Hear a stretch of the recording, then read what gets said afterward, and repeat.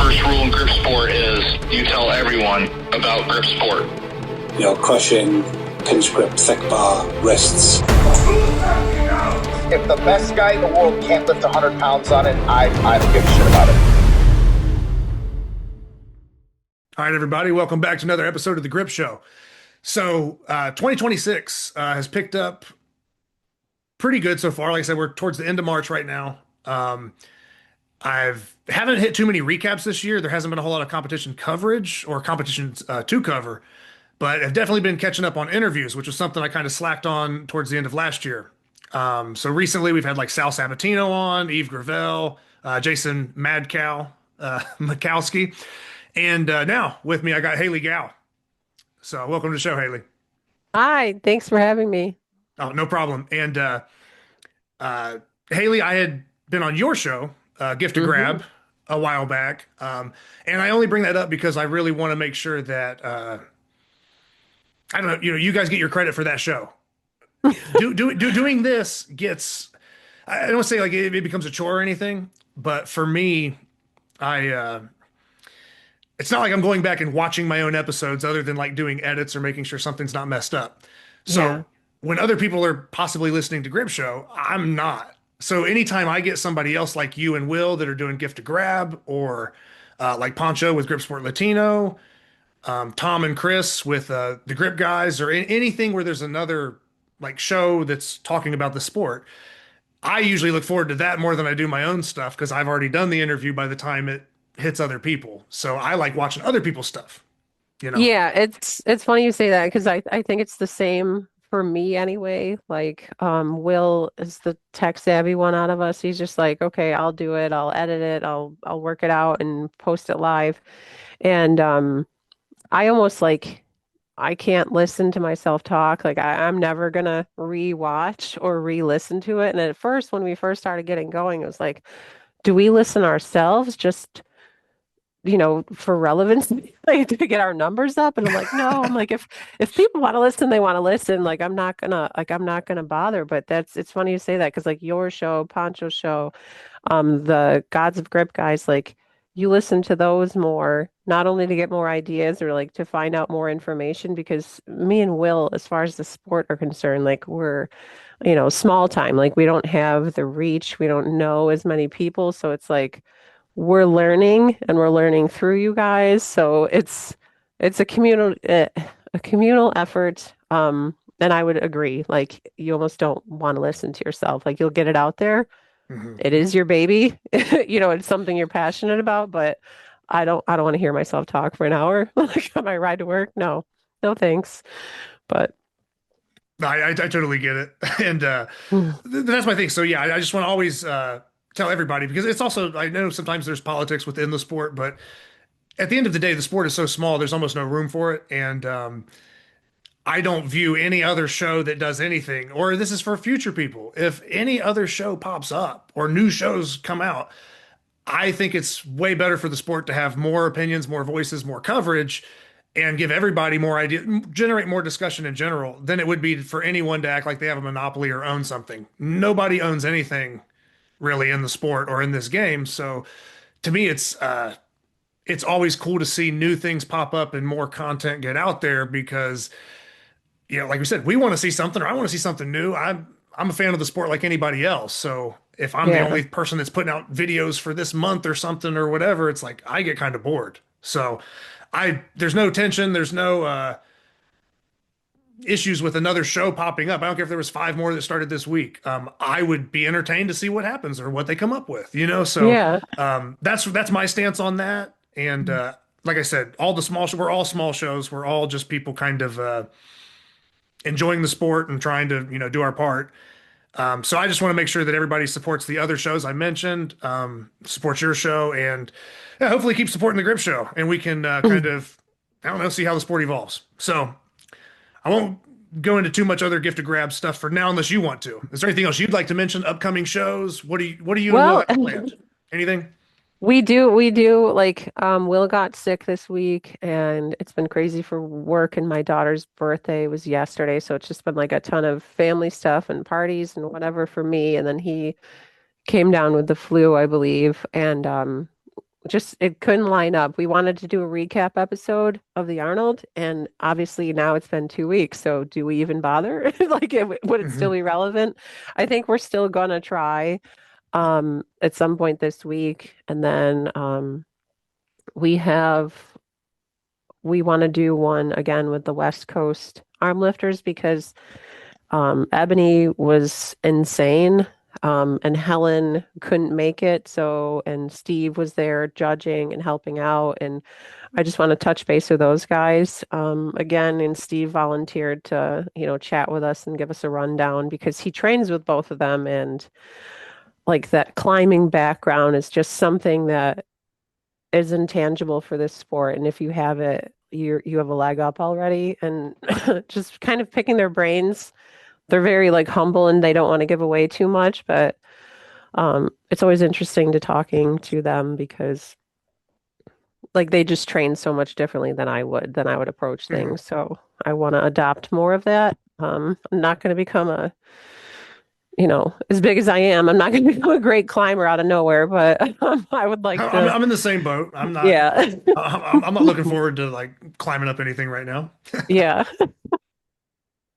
But parts of it. So we kind of lost our love and feeling with podcasting a bit. Like once we got Carl finally on our show to talk to us and his episode was just so great. I'm like, what do we even do now? Like, Hmm.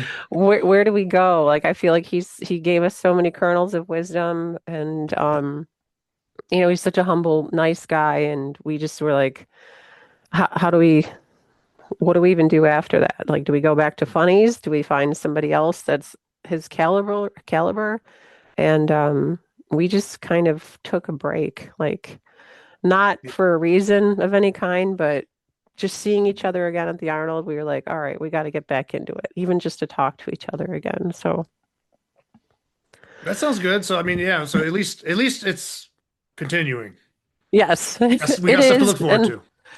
we're sorry to our few fans to keep you waiting, but we do have plans. We just our schedules haven't lined up, and we both have kids, and it's difficult as you know. So Yeah, to yeah. get Well, everybody together. everybody's schedules, and then honestly, yeah. I mean, there's times I've fallen off with interviews, or I haven't done a video for months. It happens. I mean, and it always seems like one of those things when you're the viewer. I've thought this about some of these shows and things like that with scheduling with everybody is sometimes you just watch as the viewer and you get in this mindset of like, oh, well, it's a 35 minutes, you could, that's not that hard, or oh, it's an hour, I could sit down for an hour. It seems very easy when you're the viewer, but then when you actually start scheduling and trying to talk with people, balancing it, and then oh, episode this week, episode next week, if you try to keep up a certain schedule or pace, like unless you like have episodes in the vault and you're kind of like delayed releasing them, it can be very hard to even want to do a video or keep up with that kind of stuff. So I get it from that standpoint. It definitely seemed like something as a viewer, I'd be like, man, I just want them to put something out every week. But now that I do this, or I've been doing this for a couple of years, I'm like, I totally get it. Like, put it out when you can put it out because Yeah, anything's appreciated, and I know how it can be behind the scenes. So, yeah. yeah. And not to name drop another podcast, my friend Becky hosts one of all about stone lifting. Oh yeah, yeah, for sure. Um, and she did it like in such a smart way. She's like, I'm going to interview a bunch of people in like a 2 week period, and I'm going to pace my episodes out like one every 2 weeks. She recorded a shit ton of people Hmm. all within like a hot period of time. Like she announced the page on Instagram. All these stone lifters from all over the world wanted to be contacted about interviews. She reached out to all different kinds of people, and she has paced them to release like on the same day, a few weeks apart. And I'm like, man, Hmm. great idea. I'm glad it worked out for you. It doesn't always work out in that sense, but I mean, she had like a recipe and she stuck to it. And it was almost like Will and I, like if we got to talk to somebody, we were going to release it right away. Yeah. Or we couldn't come up with an idea and the filler episodes or whatever. And, we just did it kind of as, wouldn't it be fun? And then it became Hmm. something. So, yeah, we're looking forward to getting back on track with it. We just like lost that love and feeling with grip in general, to be honest with you. So, Okay. Well, yeah, maybe we'll dive into some of that here as we get Yeah. going. But definitely before you found out about grip, I mean, obviously we always use it in other sports and other things. I kind of always, let the person kind of explain their background a little bit or get into it. Sometimes we'll branch off for a longer period on certain things, but I guess for you, I don't know when you would have first started lifting weights or doing strength training, but for most people, before we even touch weights, we're doing athletics, we're doing some type of sport, we're competing in something, and the warm ups and running around doing sprint, whatever it is, regular practices for sport. That's usually our kind of first training that we do. How did everything kind of start with you through different sports you've played, or finding your way into strength? And you can take as much time as you need, or whatever route you want to take with that. Yeah, so I guess it's interesting. It's like the weight room specifically didn't really come to me until like my later years of high school and college. But training athletics wise, my father was an athlete. He played professional football, and there were four of us kids, and he knew right away we were all going to be tall and athletic. And so he got us into sports maybe too young. And it was like, you guys are going to try everything, and I'm going to be your coach. And so he was our coach for basketball, for baseball, for swimming, for volleyball, for hockey, for everything. And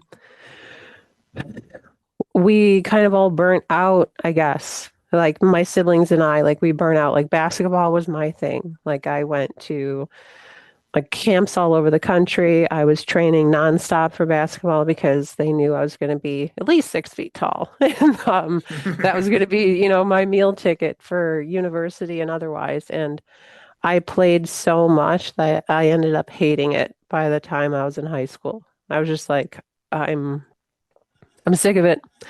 I was a swimmer.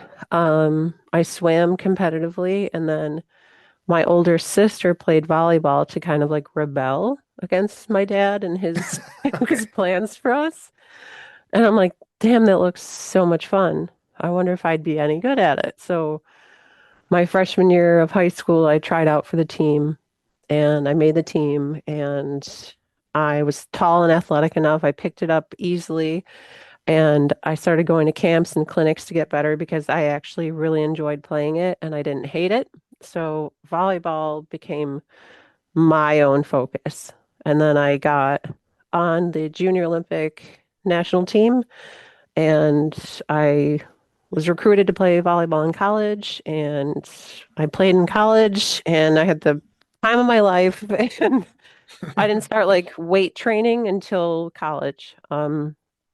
One of like our strength coach, he was like a former Pittsburgh Steeler. He had like traps like Bill Goldberg. Like I was just like, why do I need to be strong? Prior to that, like my training was just trying to be quick, trying to be fast, like running, sprinting, jumping. I had jump soles, jump ropes. Like it was just about fast twitch muscle Hmm. movement. So it was just staying long and lean and fast. Um, so the weights didn't come until I went to university. And then it was like, you guys are going to lift weights for 2 hours in the morning, and then you have practice 2 hours at night. And like that was just our schedule. So that was like a shock to me. Like, oh, this can benefit my performance in some way. And I'm so sore, like I want to stop, and my body hurts and everything hurts. But now, at my age now, it's like, no, now everything really hurts.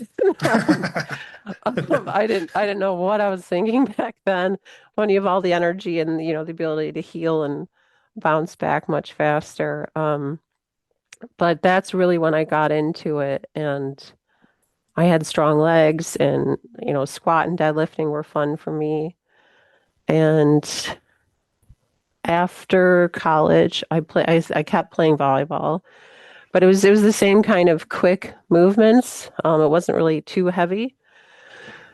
And um, after my volleyball career ended, I got pregnant with my daughter, and I moved out to the middle of nowhere country. And driving to volleyball leagues was probably over an hour just to get to a good one. And I wasn't willing to play like bar league or sand volleyball, like Hmm. just Not that I felt it was beneath me, but I was just like, I know I'm gonna get injured. Like I'm gonna run into somebody acting like an idiot, and I'm just gonna get annoyed, and I don't want to bother. Um, Well, and once you play the game at like a certain level, level, it can be hard to kind of drop down and just I don't, you know what I mean? Just be around people yeah. that maybe just don't know what you know or things that are common sense to you. Hmm. They're crashing around and they're not doing it. So you're like, it's not really fun. Like Yeah. I do it because it's fun. Yeah. No longer They're like fun if running into everybody's me. Yeah. Like even now, like I'll go to a like somebody's grad party or a picnic or a party on the beach and they'll be like, come on, you played like you were the professional. Like, come on in here. I'm like, no, thank you. Like, no, thank you. Like, I don't want to take it too seriously and like hit somebody and like drill somebody in the face or like I'm like, that's not fun, like for me, unless it's competitive, I'm not gonna do it. And it might sound snobbish, but I think once like you'll understand it, like it's not a pickup basketball league at your church on Friday morning. It can get anyway. I sound like a bitch now, but no, you're good. You end up being like Greg or Gaylord Fokker and Meet the Parents. exactly. You spike the volleyball off the bride's face the week of the wedding or Yes. whatever it is. It's something like that. Or I'm kind of joking with that one. I just think it's like the only volleyball reference I have in a movie. You know what I mean? That No, I but could that's break out. exactly it. That's exactly Like, it. Like take it too serious.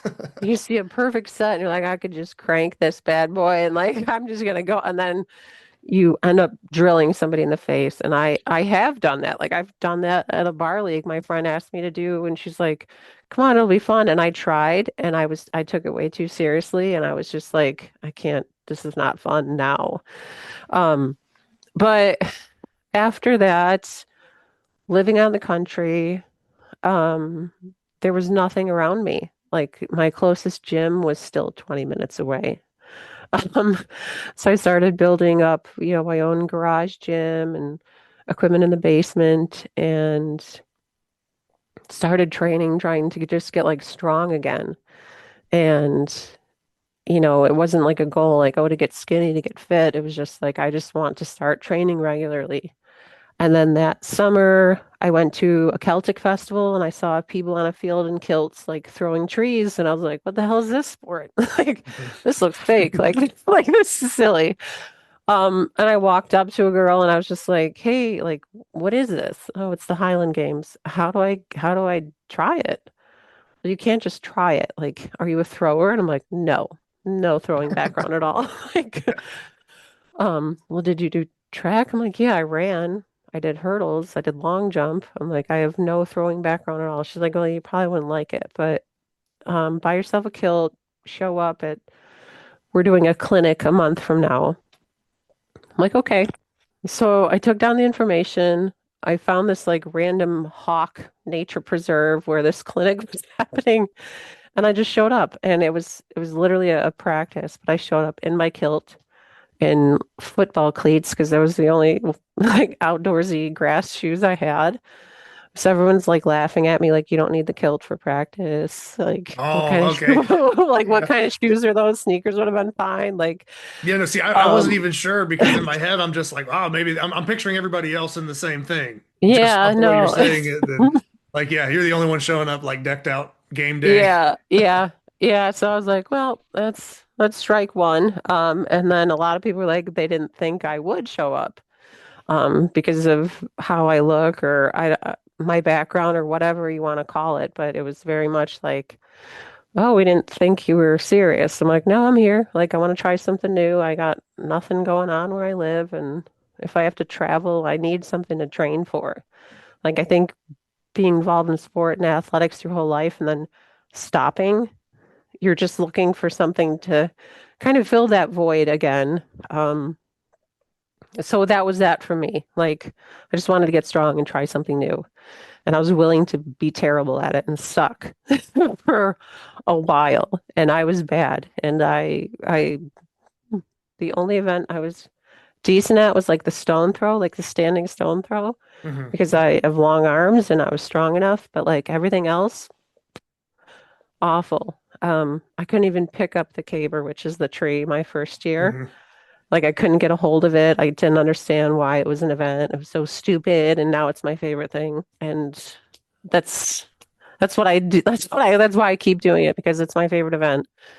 Um, and grip and strong woman, like I dabble in strong woman as well now, but grip sport came across some of the older guys at my gym that I previously went to. They were training it. And I was like, what the hell is that? Like they had like a moon top, like a hub, and then they had a key pinch like apparatus like on a Hmm. table. I was like, what are you guys training for? And they're like, oh, we're the Super Series. And Ricardo had contacted the gym owner and was like gonna put on a clinic later that spring. And I was like, all right, well, have fun with that. Like, I don't care. I'm training for Highland Games. And Yeah. that spring, I was already going to the Arnold for Highland Games. It was like the very last time Highland Games was contested at the Arnold. And that was my first jump into arm lifting. Was that Arnold, I think 2023. Yeah, 2023. Maybe 22. I don't know at this I think point. it's probably 23. Is it where all the events are on 23. the same stage? Yeah, yep. Like that strength stage, or I don't know if it was Yes. quite, I don't know if it was Rogue stage yet, but like the It Rogue strength wasn't, stage is but it like was like, the yeah, it was same to the kind of left thing. and there was a lot more room and a lot less people at the expo. Like it's the last 2 years have been so crazy. It's like not enjoyable for me, but like just Mhm. volume of people wise, not the experience. But um so they were training for it. Ricardo came, put on a clinic. I came, I messed around with like a few things. He's like, "Oh, you'd be great at it." And I'm like, I don't think so. Like you probably said that to all the girls. Like Mhm. whatever. And I didn't think anything of it. And then I'm like, well, I'm gonna be in Columbus anyway. The Open's on Sunday. I'll sign up if you guys are doing it, I'll do it. So myself and Hannah from my gym, we are just like, we'll do it. We're gonna be there anyway.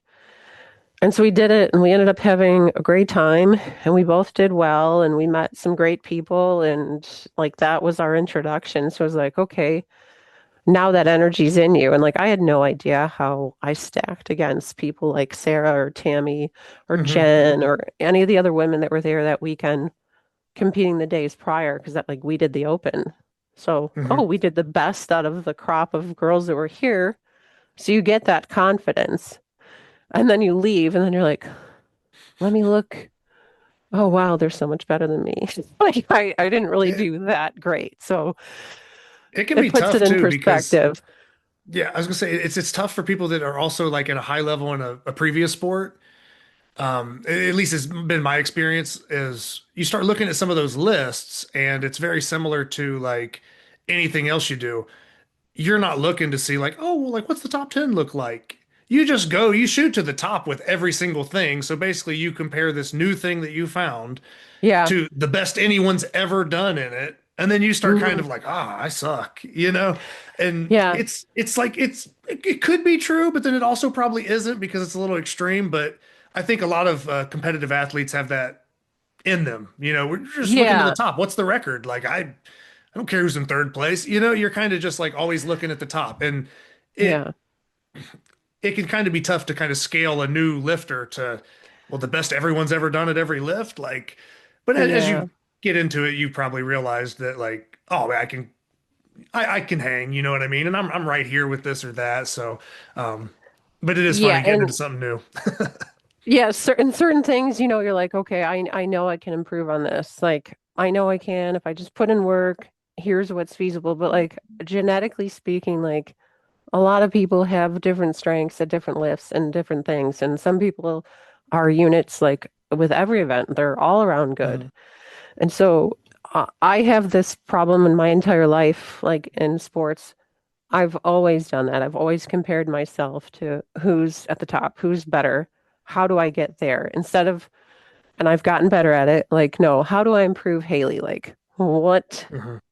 what was my last best? Let's do better than that. Let's not worry about anybody else because you are not them. You'll never be them. Like, I'm never going to be Sarah. I would love to. Like she's amazing. Like just her anvil lifts and like it blows my mind. Like what? I thought I did so great. And then here she comes along and she just cranks out like over 200 pounds on it. I'm like, Jesus Christ. Like, No, I, yeah. If you're referring to that Rogue Anvil lift, that's still yeah, it's a pretty wild one. yeah, I yeah. it's a tough one for anyone to probably. We'll see how long it stands, but I think it's going to be there for a Uh, decent while. But you never know. But no, that's a big lift. absolutely. Like depending Exactly. on And even for men, like if for, and she's, and, but she's so good and she's so strong and she's worked very hard. And, you either know what's in your scope or you know what's outside of it, and you got to be okay with that. Like, I know my limitations now, and I know that, like, okay, it's me against me. Like, I don't, I support you and I'm in awe of you, but like, I can no longer use you as my benchmark because it's not going to happen. And I say that with all due respect. So if anyone's listening to this and takes it out of context, I mean that in the most respectful way. I mean it in like, I'm not going to compare myself to you because I will never beat you. Like, I'm just going to be Haley and I just need to, I did this last year. Let me see if I can do better this year. And that's my new way of thinking. And it's helped me a lot, like, not beat myself up as much. okay, yeah, and I was gonna say if anybody misinterprets anything you say, I can always just say some real crazy stuff and bring the attention my way real quick. So I promise you, you won't catch the most hate for it. So we just let me know if you need me to step in and say something outlandish, and then I can take all the attention away from you, which defeats the whole purpose of the interview. I'm just joking, but but yeah, we'll make sure to keep it positive and that we don't Yeah. but no, I think it's awesome though how it's it's something that I've seen a lot of people deal with where they get into athletics or they start doing something early and they almost get too pressured to do it. They get burnt out. But then you also kind of take the positives that you did, kind of build like the base, the fundamentals of the practicing, whatever, and then you find something that you enjoy a little bit more, and then you take those same things with you into that realm. Then you kind of like, oh, this is actually fun because it's kind of like something I want to do or I found it, but you still benefit from the past stuff, but it got to a point where it wasn't enjoyable. Now you find it enjoyable, you put that same energy into it, and then you kind of discover grip or these other side things along the way.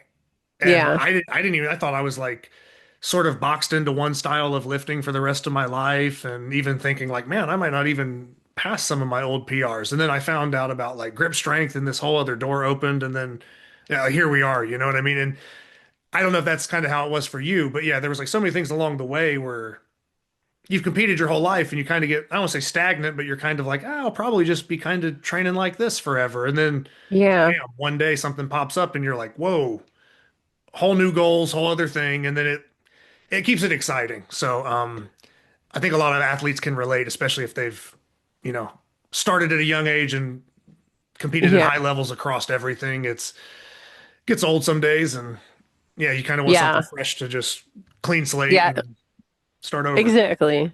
For me, yeah, like I don't want to like throw my dad under the bus, but like if you ever seen the movie Little Giants where like Mhm.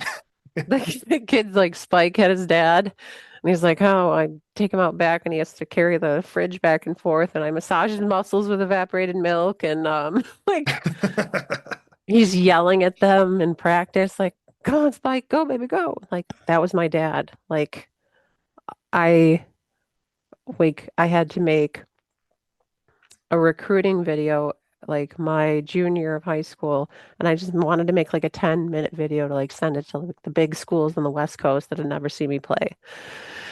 And my dad is yelling in every piece of footage I had. Like every game I had film on, my dad is yelling. I'm like, I can't, like, I need to put music over this. Like, I need to, like, go to my high school's audio video department and edit this with like somebody because he's just screaming at me. And like that instilled a great work ethic in me, but it Mhm, also like, made me hate certain things. And mhm. now with my own child, like she plays sports that I have no knowledge about. And I'm just like, yay, like great job, honey. Like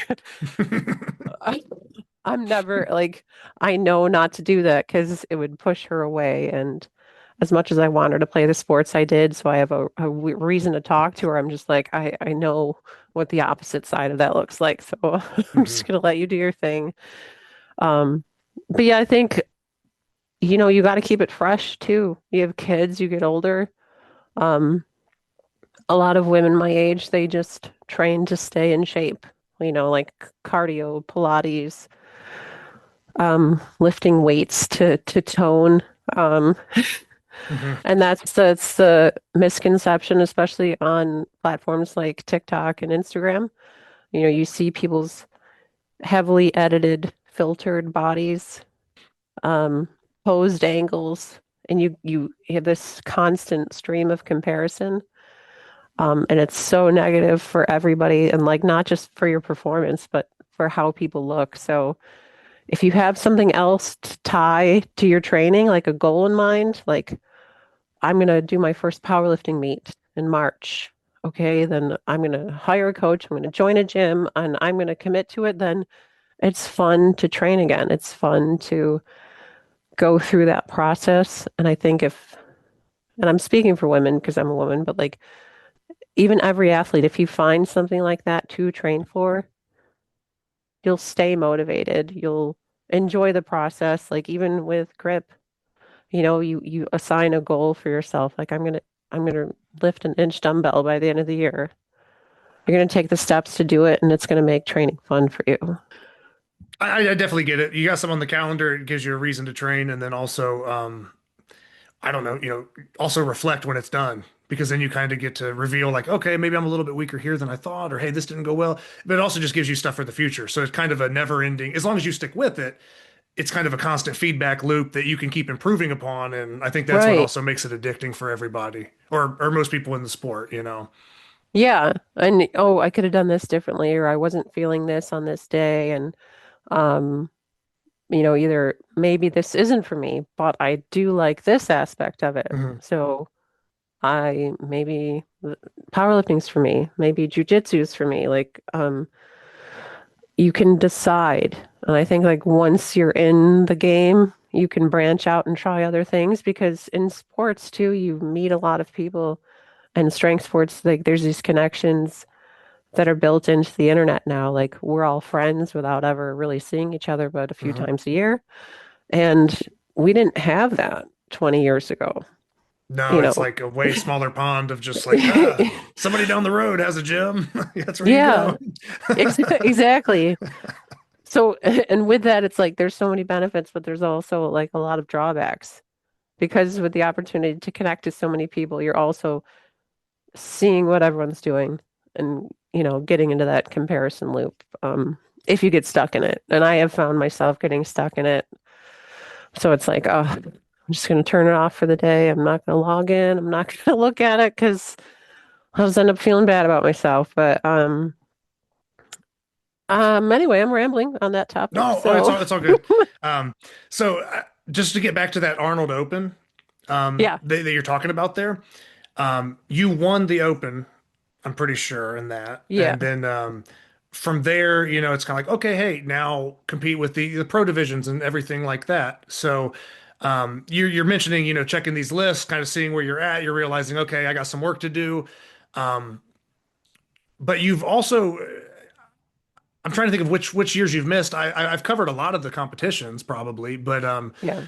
from Olympia to Arnold, you've done, I mean, probably numerous years of both, and I've been very consistent between your weight classes and everything. And you probably know the information better than me on that portion. If you wanted just to kind of talk about, I don't say, oh, list your accolades or whatever, but yeah, you could just say like, I mean, which competitions you've kind of done, how they kind of panned out, and then we can even get into just other in-depth stuff throughout the sport, training you and everything else. But I don't want to overlook the fact that like you've probably hit the podium since that open at every competition you've ever been in.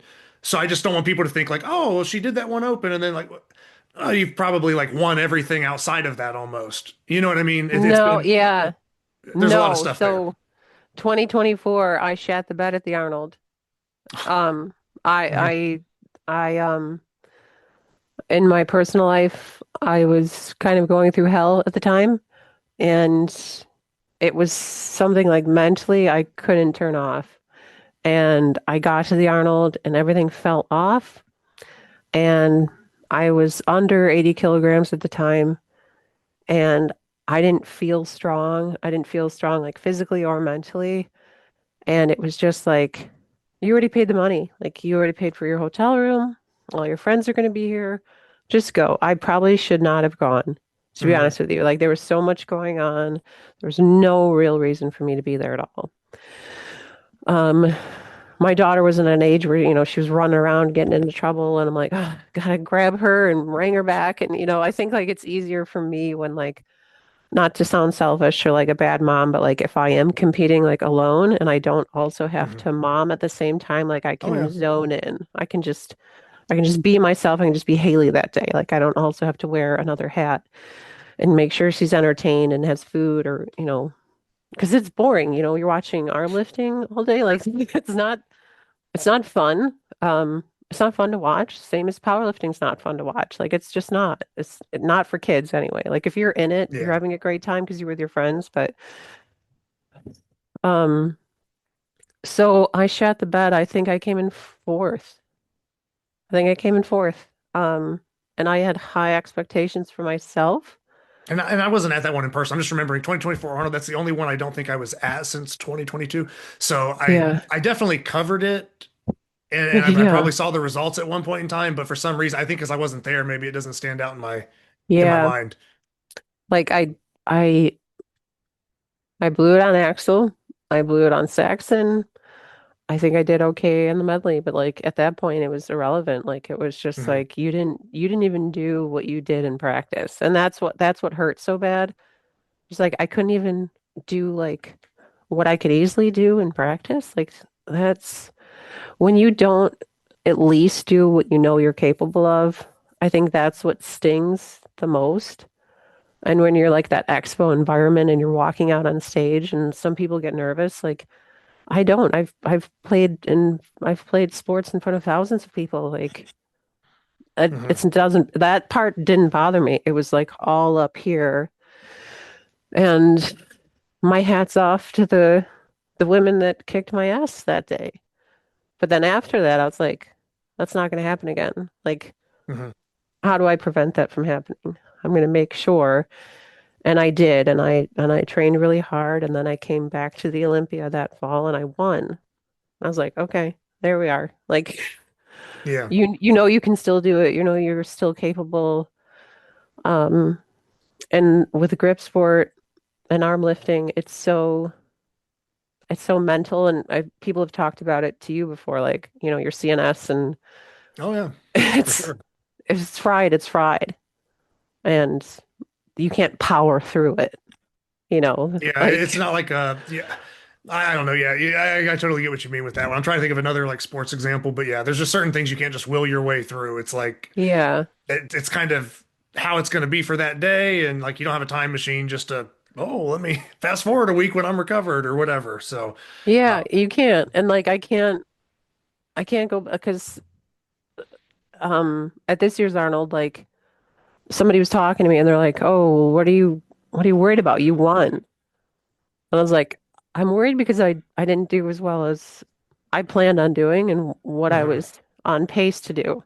So like that's my own internal thing. Like, yes, I could be happy with another medal, but it's just on my shelf.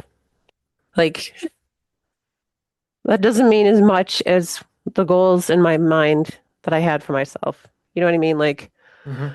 once you have one, you have one.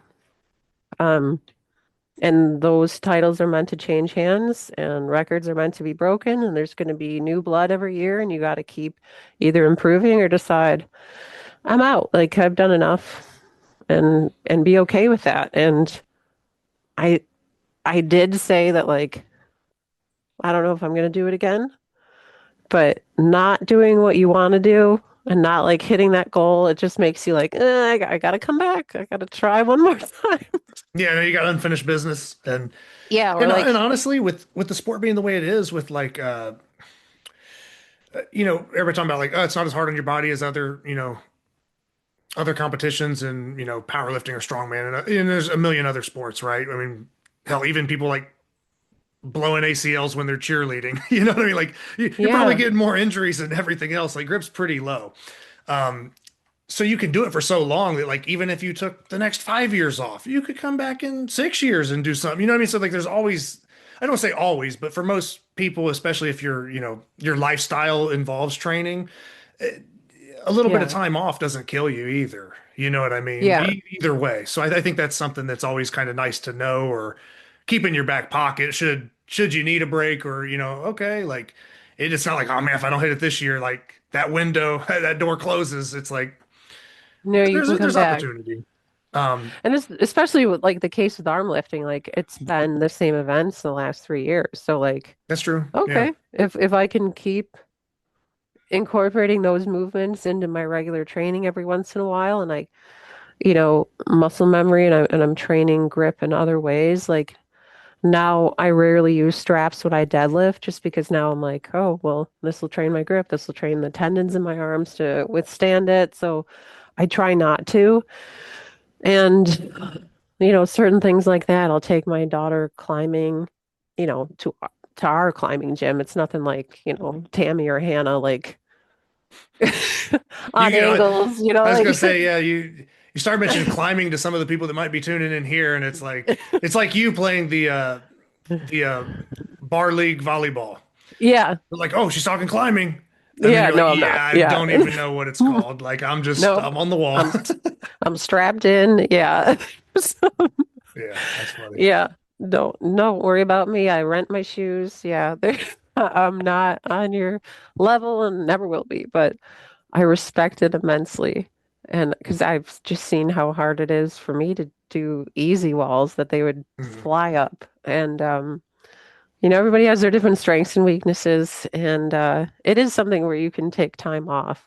And I think Sarah was a great example of that. Like she took a ton of time off, like wasn't training at all, and then like came back and hit the Rogue Anvil world record, like after several months of taking a break. And some of those girls took a break, for whatever their own personal reasons were for the Arnold, because they're focusing on other things like arm wrestling or nationals or um, that. And I think life takes you in different directions and it can pull you and change your priorities a bit. But um, it's not over for me. I love it. Um, but I gotta find out what my drive will be. Mhm. And people are like, "Oh, are you going to do the Olympia?" And I'm like, I don't know. What are the events? Like, I hate Las Mhm. Vegas, so it would have to really be a sell for me to get back there, and other friends going, um, things like that. So, So with and like I said, I know this is another thing that I think people that do very well in athletics do is they'll kind of key in on the moments they use to improve themselves or like I don't want to say lows, but you kind of know what I mean, where stuff's off. But you bounce back like at the Olympia you mentioned, but I feel like there's probably numerous competitions you've done where you were still like top of your weight class. I feel like I did recaps where I feel like there's like a couple years where it's like your name was at the top all the time. yeah, yeah, and I know I'm not making that up. Like, so I don't want anybody to think that like, man, we're talking about her stuff and then it's just like one bad experience. I came back. It's like, no, there's a lot of really good stuff in there that maybe we're not going like by the numbers on. But so with you winning a lot of these competitions and pushing different records, weight class records, whatever. I mean, up higher. Um, maybe needing that next challenge or finding a new drive or a new goal, whatever it may be, or the right event lineup maybe catches your eye. You do still plan on competing in the sport, I assume, right? And yeah, and what about on the like strong woman Highland Games type stuff? Anything there that maybe you're still looking at, or what's that been yeah, like? Because I know you've also competed in that as well, or done all of these things, yeah. kind of simultaneously too. So I have a pro Highland Games in Houston, Texas, towards the end of April. And then I'm having surgery at the beginning of May that's gonna take me out of competition wise for 4 to 6 weeks, hopefully. Hopefully four. We'll see. And then I have a few more games this summer lined up for Highland Games. So I hit that like pro elite level a few years ago, and it's been a lot of fun, but it's very time consuming. It's like they're very far apart. There's not like it's not local, like, oh, I can go for the day and come home and have dinner. So my daughter's getting to an age where she's doing competitive barrel racing, and she is at a rodeo like quite a bit. And where we live, it's in the Hmm. summertime and in the fall. So I'm choosing to miss her events to go do my own thing. And I've had a long life of excelling at sports. And do I want to keep taking time away from her? So I made the decision last year. I was like, I'm done with the Highland Games. Like that's Hmm. it for me. I'm gonna get my summers back. I'm gonna enjoy my time. I'm gonna be with my daughter every weekend. And then this past September, I was throwing in Virginia, and it's probably like 95 degrees, super hot. I was like on a new medication that like just depleted my electrolytes. I was like just slamming pickle juice and element packets and water, Hmm. and it was just going through me like. And then we were in the middle of like a hammer throw, and my whole like body, like every muscle in my body just like seized up in in the most painful cramping sensation I've ever experienced. And I couldn't stand. I couldn't get up, I couldn't move. So like there was an EMT there, and they had to like stop and move me off of the grass because I just fell down. And so I'm like, this was gonna be my last games.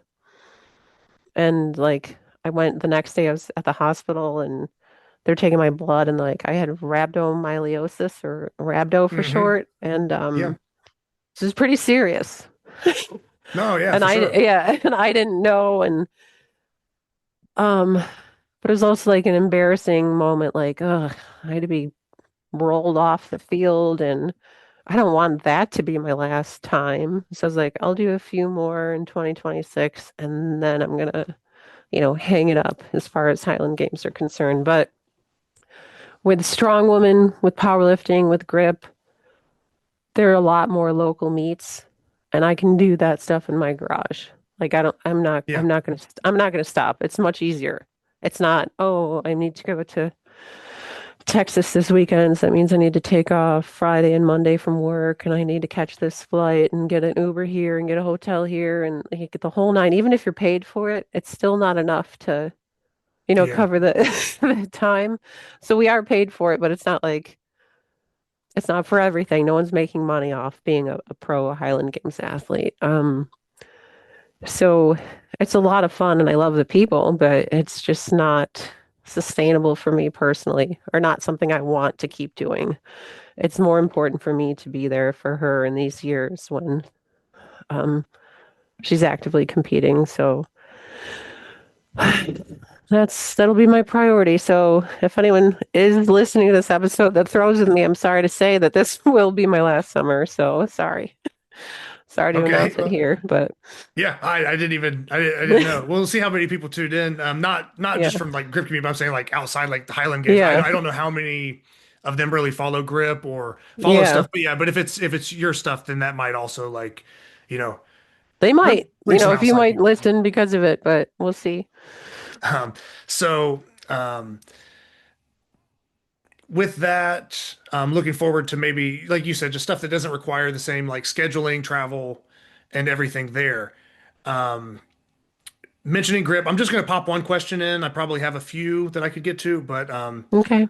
I'm just going to do this one. So Eric Roussane, Captain Canada himself, and that's why this question is good because it's not coming from me.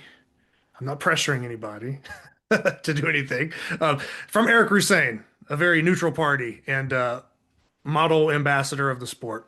Uh, Eric wants to know, you know, with you having all the success you had and all these other things, we've talked about on the grip side being Armlifting USA, Arnold Expo, Olympias, probably Super Series wins and stuff like that.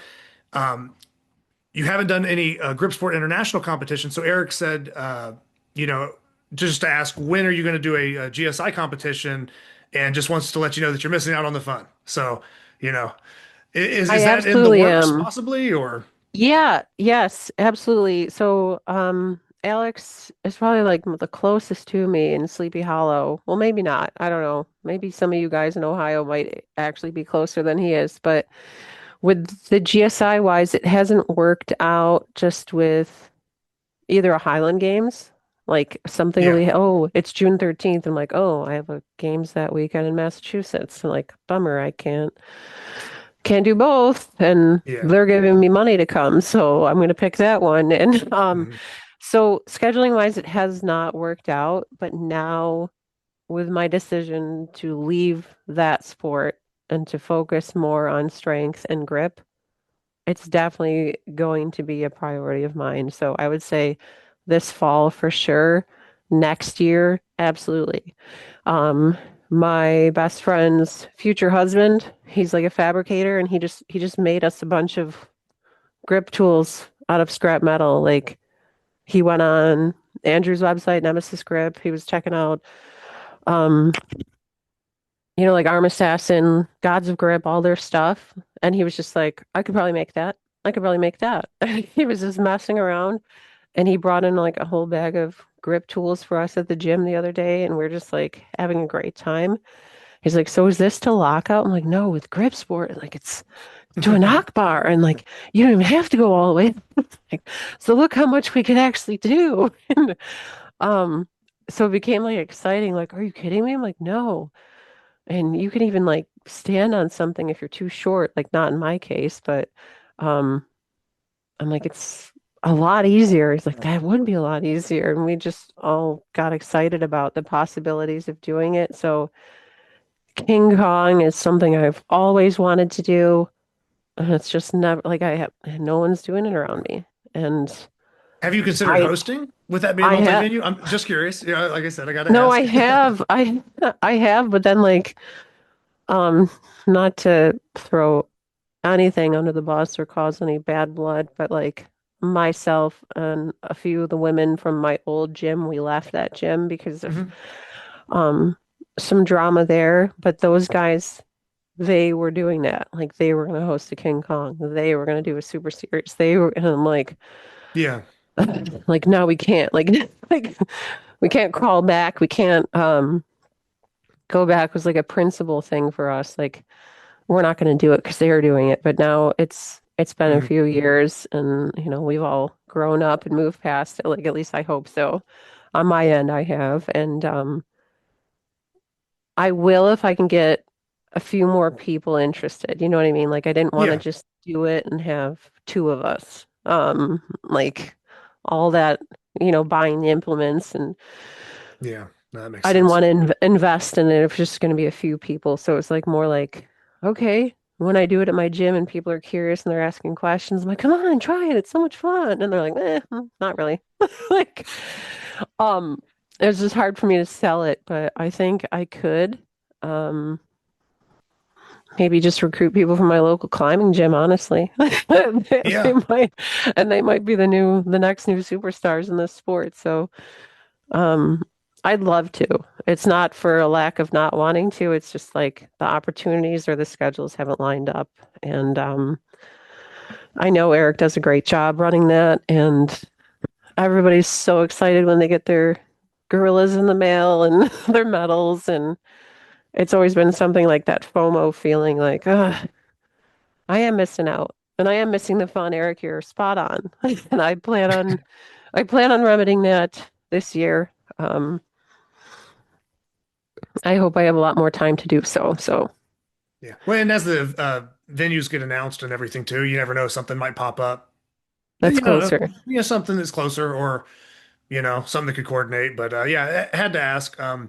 Another thing I think it'll be good to ask. Now, it's a good question. It's a valid question. It's just we don't often get to hear a woman's perspective on it. So a lot of times, and I'm not saying like all the time or anything, but a lot of these organizations and events within the sport are primarily men running it because there's just a larger percentage of men, in the sport in general. Um, and one of the issues sometimes is even with events as big as the Arnold, filling certain weight classes to kind of fill out podiums to, you know, have enough women's participation to justify, certain weight classes or whatever. Um, Hmm.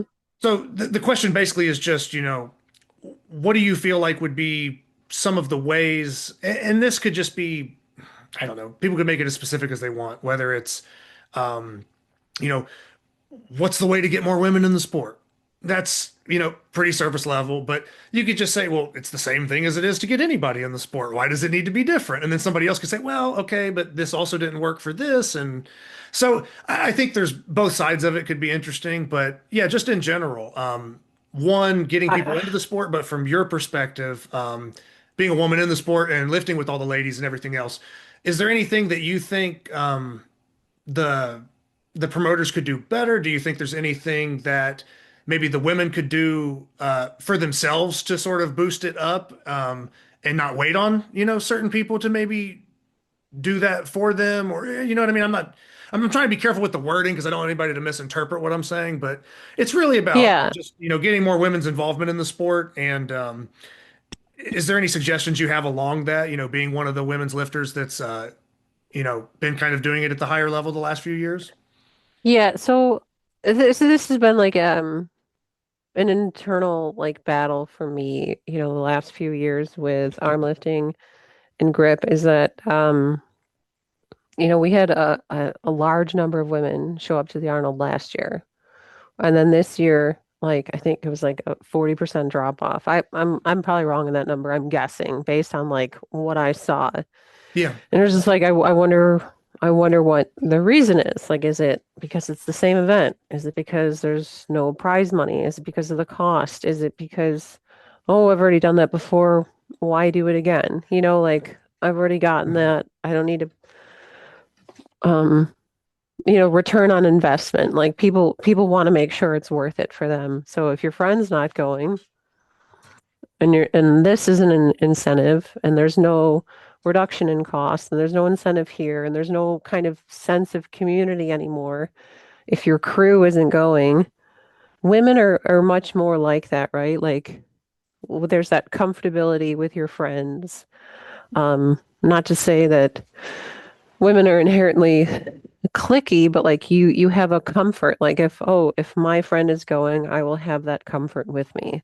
Like if I'm walking into something where I don't know anyone there, I'm probably less likely to sign up.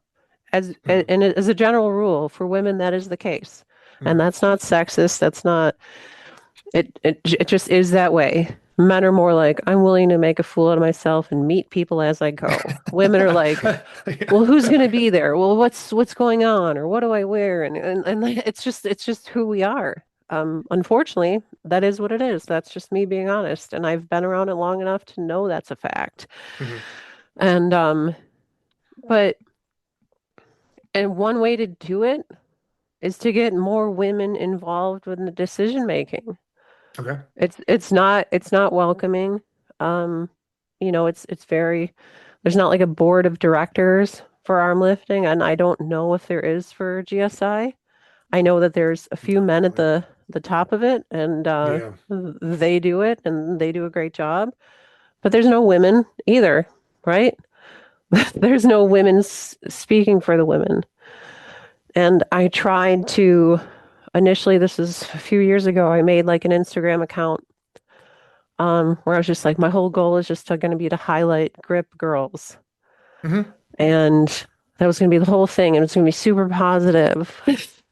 And I loved it. And I started getting interviews and just facts about these women. I was like, this is great. I'm going to showcase it and I'm going to show more people and get it on more people. And I don't want to say I was partially responsible for the increase at the Arnold, but like there were a lot more women and like, oh, I saw you on that. And I'm like, oh, and it made me prideful because like I kept Hmm. it quiet that it was me doing Yeah. it.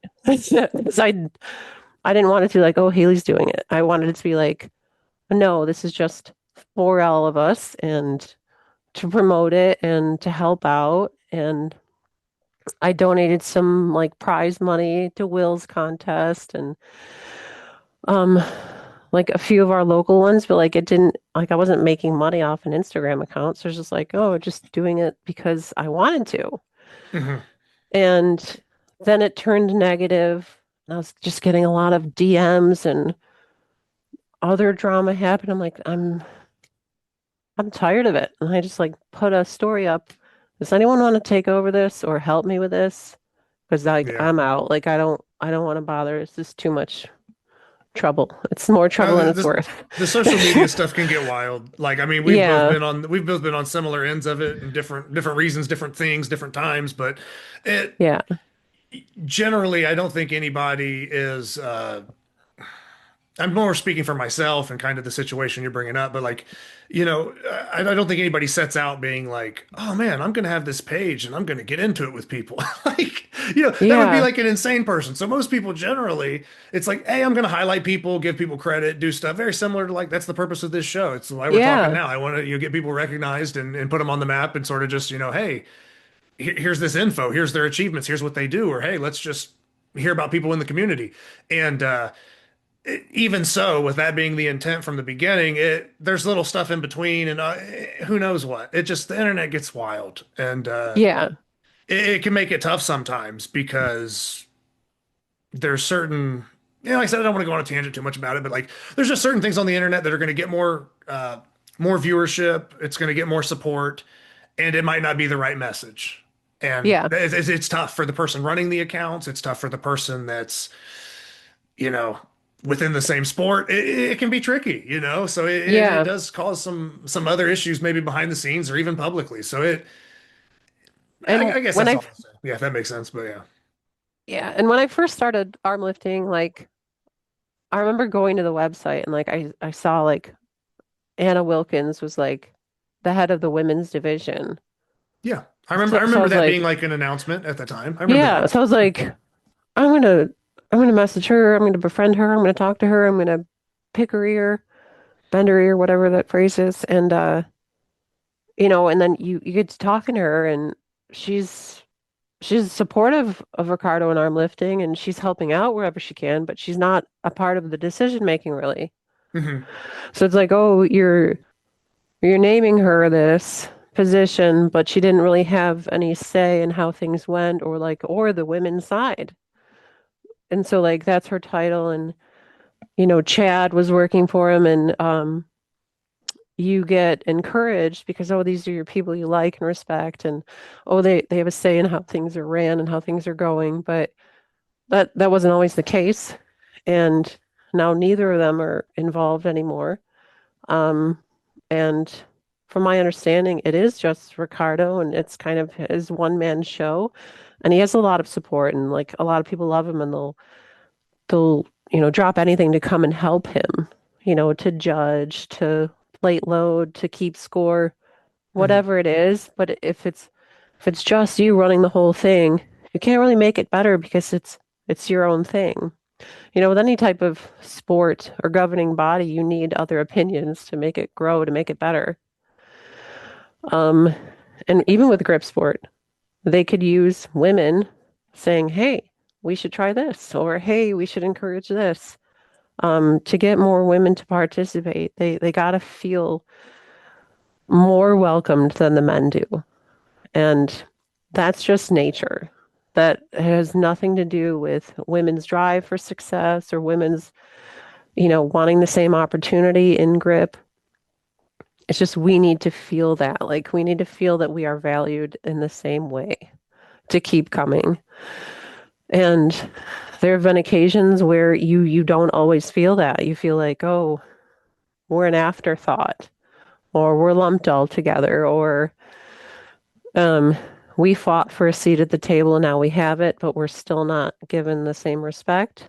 So you either push on your own to make it better and you try your best and you do whatever you can, but you can only do so much until the people in charge take your ideas into consideration. And you need somebody in that seat to be open to it and to be welcome to it. And realize like they're not going to lose control if they take feedback.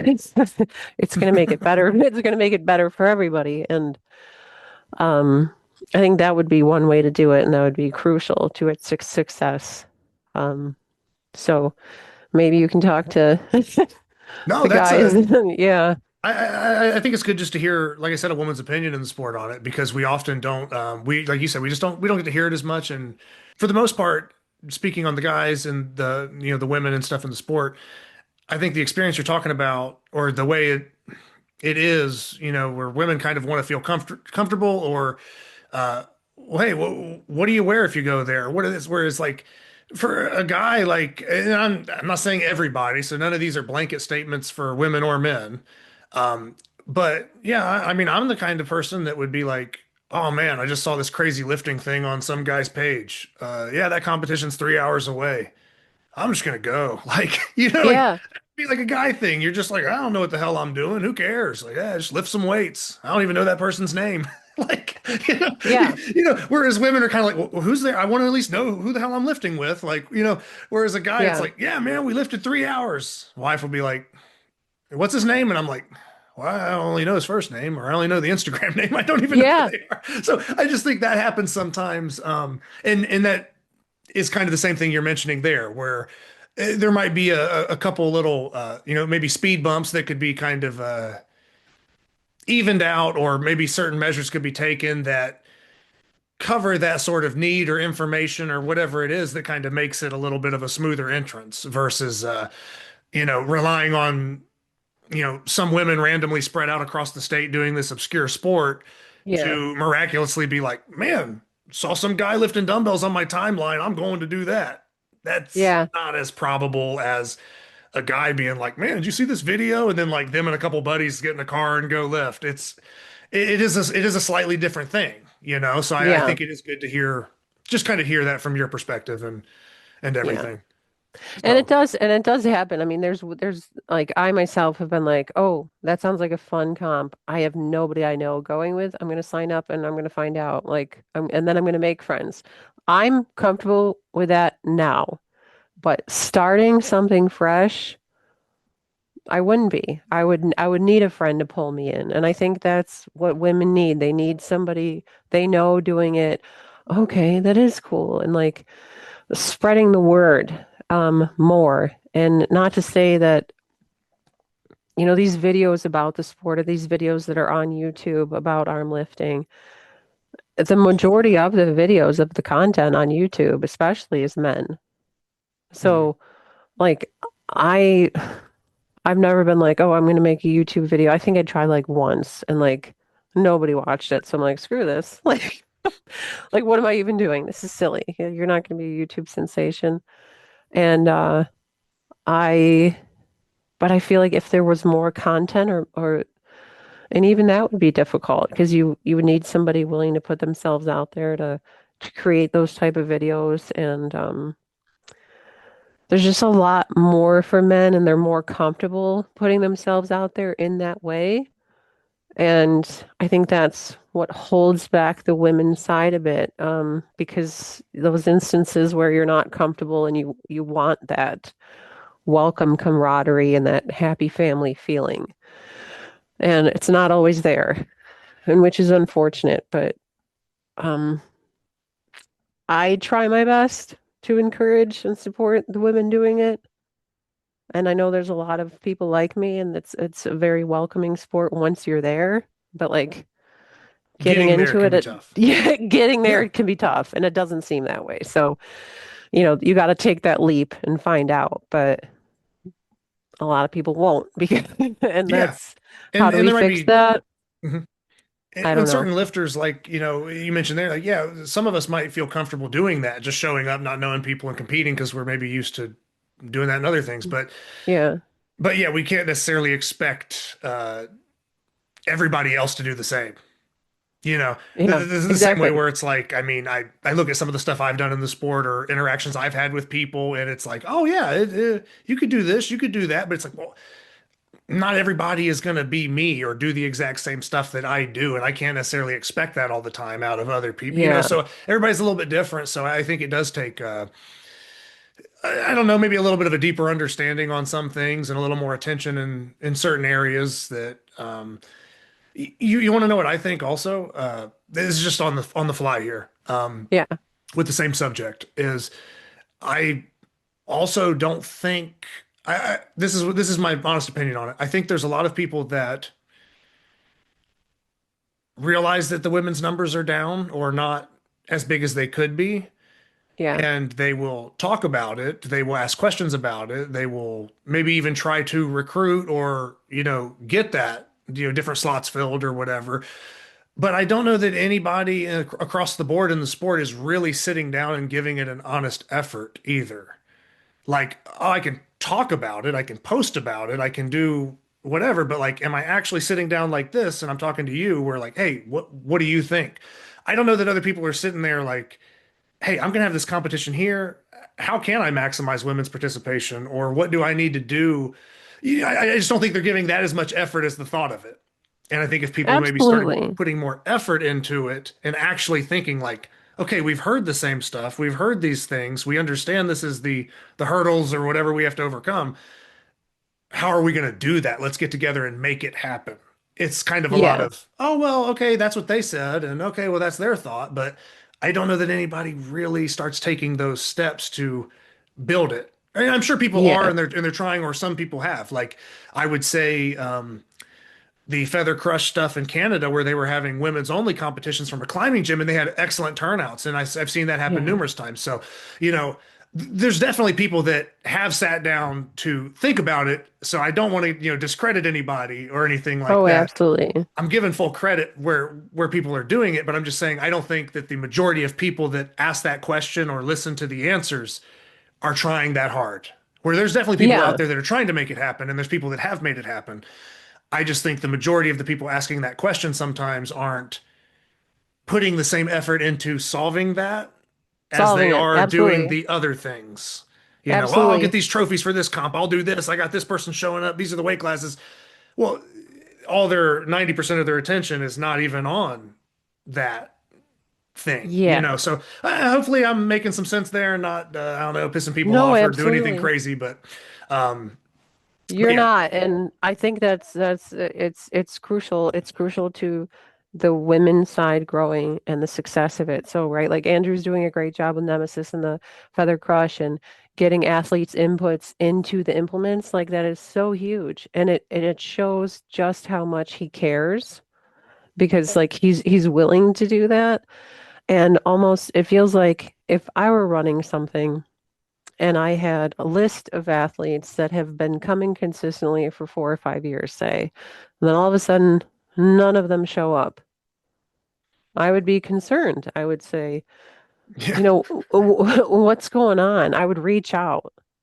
yeah, I would reach out like, okay, my OGs aren't there, so I now need to work extra hard into recruiting new people because the old crew I was counting on is no longer coming or no longer interesting. So I have to put that much more effort into getting new people to come. And if you're older, and I'm not saying age-wise, I'm just saying the vets, right? The vets are no longer coming, no longer participating, no longer promoting it. That's a huge pull to the sport. Mhm. They have these accolades, they've built these names for themselves. If they're not showing up, not to say it delegitimizes the sport, but it makes you wonder like, why aren't they there? Yeah, What's going on that I'm not seeing? And it comes down to just caring, like being an open ear, like, what do you need? Like, what's the reason? Like, you didn't want to bother reaching out and finding out, was it the event itself? Was it something else? I'm concerned. You're one of my athletes, even if you're not really, and I'm not coaching you, but like, we're all in this together. This is our community. So I want to make sure that everyone's heard. And if you just don't do that, then they're going to feel justified and like, there won't be any fear of missing out. There won't be, oh, I'm bummed I wasn't there. It's just like yeah. you feel vindicated, like, okay, I guess I wasn't important to you, to the sport, to the event. Okay, that's fine. And it was exciting seeing plenty of new faces this year, because hopefully that is a good sign. We had some Instagram celebrities on the girls' side competing, so that was cool. It was like, oh man, they're gonna share it. Like, more eyes will be on it. That's only beneficial for our sport. I get why, they were heavily recruited and asked to be on the pro stage with us, and that's super cool. That's exciting for the sport. But it makes you miss the people that should be there too. There's room for all of us, and I wish it was that case, but we can't, I can't change it, you can't change it. Like, but if I were running things, I would make sure everyone was heard and, at least their concerns were addressed and you felt at least like you were part of something. You Yeah. still make the decision, but like, you give people that and they'll go to bat for you a lot more, I think. Yeah, no, for But sure. And uh, if there's anything else you would like to add on that, I mean, feel free. Like I said, I mean, the floor is yours. But I also want to get your opinion on, or as opinion, but yeah, just I guess what you really think about, not like directly all other lifters in the sport, but when you were first getting into the sport. I mean, obviously, like Sarah's a name that you mentioned already. What was it like for you basically stepping into a sport that maybe you weren't fully familiar with as you're familiarizing with these people? Were there certain lifters on the men or women's side that like stood out to you that whether, oh, these lifts inspired me, or hey, I liked their style when they were training, or it could even be, hey, I had a conversation with this person and they were helpful. Were there any lifters early on that sort of I don't want to say you looked up to, but you kind of get what I mean, that they sort of I don't know, welcomed you to the sport or set a good standard, and then it was kind of cool to meet them? Just anything. It could just be, oh, or this person was posting training videos and I like how they lift and it hyped me up. I don't know, just any sort of details in regards to other lifters when you're in the sport. I know for sure, like, Tammy and Sarah were so good and like they had like a lot of content and a lot of accolades, and it was just like I felt like shy, like what the hell am I gonna do? Like, hey, do you got any tips for a newcomer? And they like they're very particular in their training and like um it wasn't really like, oh, here's what I do, X, Y, and Z. It was just kind of like, oh, I just do it. Like it's just like, oh, I didn't really get much out of it. Hmm. But I will say like Jen Tibbenham, I can't say enough good things about her. She was very welcoming, very like outgoing, boisterous, like, oh, here's what I do and here's what I don't do. And she even sent me like a video on like a homemade tonic to like help arthritis and like you know what I mean? Like Yeah. she was kind of the person that was like, oh man, okay, this is great. Like I have somebody in the upper crust that's been in it a while that's more, forthcoming and welcoming with information and training techniques. But I will say on the men's side, it was more the men that were more welcoming with that information. Okay. Um, like Carl has always been so kind to me. He's always been like, "Oh, I'm not really a coach per se, but here's what I do, and here's what I would do, and I'll help you out with this." And we bounce ideas off each other. And I worked with him a lot this year preparing for the Arnold because I wanted his expertise. I was like, "Here's my goal. How can I get there? Will you Hmm. help me?" It's like, I don't really do this, but I'll help you if you want it. And he helped me out a great deal. And I think my first Arnold, I walked in to weigh in, and Carl, Kim Johansson, and Luke Reynolds like were all standing there. I was like, "Whoa, I feel It's probably small about the for biggest once." lineup there's Once, been. yeah, I'm like, I feel small for once in my life. And I just remember like Kim's clock watch tattoo sticking out, and like they were friendly and not to say that women aren't welcoming, but they were much more like, oh, here's what I do and tips and tricks wise. Mhm. And maybe it was just like personalities not meshing, or I was intimidated by the girls more. I'm not sure what it Mhm. was, but Jen would be my person that definitely like helped me the most. And she might not even know that because it was just like brief Mhm. interactions and just watching her lift and her energy. I'm like, okay, we can all do things a bit differently and bring something of our own personality into the sport. And um, that was great. And now, like, people come to me for questions, and I'm like flattered. It's like, Yeah. oh, okay, yeah, yeah, I'll tell you what I do. I don't know if it's the best, but here's what works for me, and we'll find out. So I have like some newer girls that have asked me several questions, and it's always like flattering, like, just so you know, I'm no expert, but here's what works for me. And Mhm. but I hope to be that going forward. Like if I'm not always competing at the top, like I hope to be somebody that's like, oh, you've been in it long enough. You probably have the advice or the Yeah. know-how. Um,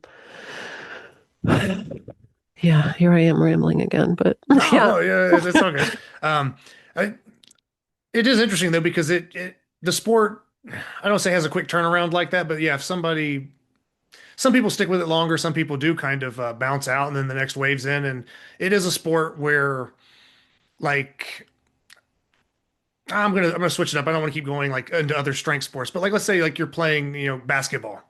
yeah, Um, you don't do basketball for 2 years, like third, fourth grade, or whatever, sophomore, junior year, whatever the 2 year span is. Nobody does anything for 2 years and instantly is in a position to really give advice on anything in yeah, most sports. You have an idea, but nobody's really like an expert in 2 years. Whereas, like, I'm not saying that's possible in grip, but if you, with the access to the high level people and the very easy, quick access to the best of the best within the sport and how open they are to sharing it, you can get kind of fast tracked to where within a year or two's time, if you really do your homework and talk to the right people and pay attention, you are in a pretty good position to give advice, in my opinion. You know what I yeah, mean? And I think it is kind of cool to see it. Yeah, I don't know. I don't know like a passing of the torch, but you know what I mean? It is cool to kind of see people gain experience and be able to pass it on and then also sort of just build things up because everybody wants to try to make the sport better. And that's another way it happens too, is just sharing information. Whereas like sometimes in the sport, I think a lot of things are, and this is just certain people. I'm not even gonna, it's not even like I have certain names in mind as I say this. 'Cause I know people are gonna be like, oh, he's talking about this person. It's like, no, if I needed to say someone's name, I would just say it. I don't care. But right now, I'm literally making a general statement. Whereas, you can sign online and watch a million videos about how to squat, how to yeah. box squat, how to do this. And nobody really has ownership of that. And nobody's really trying to even claim that. Now there might be disagreements and people just say, that method doesn't work or this is better. But within grip, it really is almost to the point where people do share advice very openly often, but there isn't a million videos you can just go to get the information. So you almost have to get it from the people. So it is not that there's like a wall that's standing between you, but yeah, but if somebody's open with that advice, then it's really helpful. But if they're not, then there's nowhere else to get it. Yeah. Or you have to go to somebody that is willing to share the advice. Like the advice is there, but it's harder to find. It's not as simple as just a Google search because you could go Google something right now, like, well, how do I train for, a pinch block? Well, you'll come up with stuff, but is it as dialed in as like the 800 bench press programs that are going to pop up with, all the reputable people that everybody, I recognize that person or, you know, so I think the sport's a little, still is underground and people don't have as quick of access, but if you get to the right people and the right people are willing to share, I think that moves the sport forward Yeah. where you're not going to find somebody that's like, oh, hey, don't tell that person over there how to squat quite like Yeah. this. They're messing this up. Don't give them the tip. It's like, you don't know how to squat. Like, go watch a million videos or figure it A out. million videos. Exactly. Whereas in grip, if somebody's like, hey, I could tell them this, but I don't want to. Well, that might set that person back 3 months possibly, and that you could have told them. And, I mean, no one owes you any information. We all have to kind of work for ourselves and put our own effort in, but it's also kind of like you treat people how you want to be treated. If you want the sport to not be welcoming and stuff to be held, then Yeah. you know what I mean? I don't know. Like I said, I'm kind of going on a tangent with the subject too, but No, Um, you gotta be what, yeah, I think that's like a just a good lesson in life. Like if you want to change it, like you have to be the change. Like you have to start it. Um, like, cause even when I was like Saxon was such an event for me that I was like, oh, I hate this thing. Like I hate it so much. How do I hold it? Like everyone holds it differently. And I remember like Tammy, like at one point, like crossed her fingers on like the skinny Saxon. I was like, what the hell? Like that's not working for me. And then I saw somebody hold a hub like a Vulcan, like a dude did it. And I'm like, how do you, what? And then I try it. And then like I couldn't, I had lost feeling in my fingertips because I wanted to try it. yeah. And then I have the benefit, like I'm on like this group chat, like with the sad little sausages guys. Mhm. And like me and Sierra Powell, Nate's wife, if you know Nate, I'm sure you do now. He's Yeah. insane. Um, but they're constantly talking about grip and like they're sharing their videos. Like this whole group chat, like yes, we send reels and silly stuff and we're talking, but like it was just this open forum for where they're all sharing their videos. And Hunter and Will and Nate, like they're just like critiquing, like, oh, do this or and like Hunter, that's his whole job. And he's Mhm. like giving us workouts and oh, try this and here's what I did. And he's like listing his like chalkboard for us. And it's like, ah, you who kind of build your own community, your own coaching network, your own Yeah. system of support. And if you don't have that, like I encourage everyone to like just make a group chat. Just make a group chat with people. And the girls, the girls have one, like there's a lot of girls in one. And we used to do that, but now that's kind of died off. And the participation with that. So like if you can find something like that, hold on to it because it's so valuable. And like I never feel comfortable sharing my grip stuff like as much or as often because I'm like, no one knows really like what I'm doing or how great this is for me personally. They're like, how much is that? And I'm like, this is like 160 pounds. They're like, that's nothing. I'm like, I know it's not, but like with this implemented, it's like, Yeah. so it's like, it's frustrating to describe it. But then you find that community of people that do know. And it's so valuable. It's like, oh, you guys get it. I'm going to talk to you all day about it. And you would build this nice little community. And um, if everyone had that feeling, I think the sport would have a lot more success. So we just need to encourage that and build it and not have people keeping information. And, if somebody DMs you and asks you a question, even if you don't know the answer, maybe point them in the right direction. Mhm. Like, I'm no expert, but so and so is, and their DMs are always open. Like, just something as easy as that could really help a lot of people.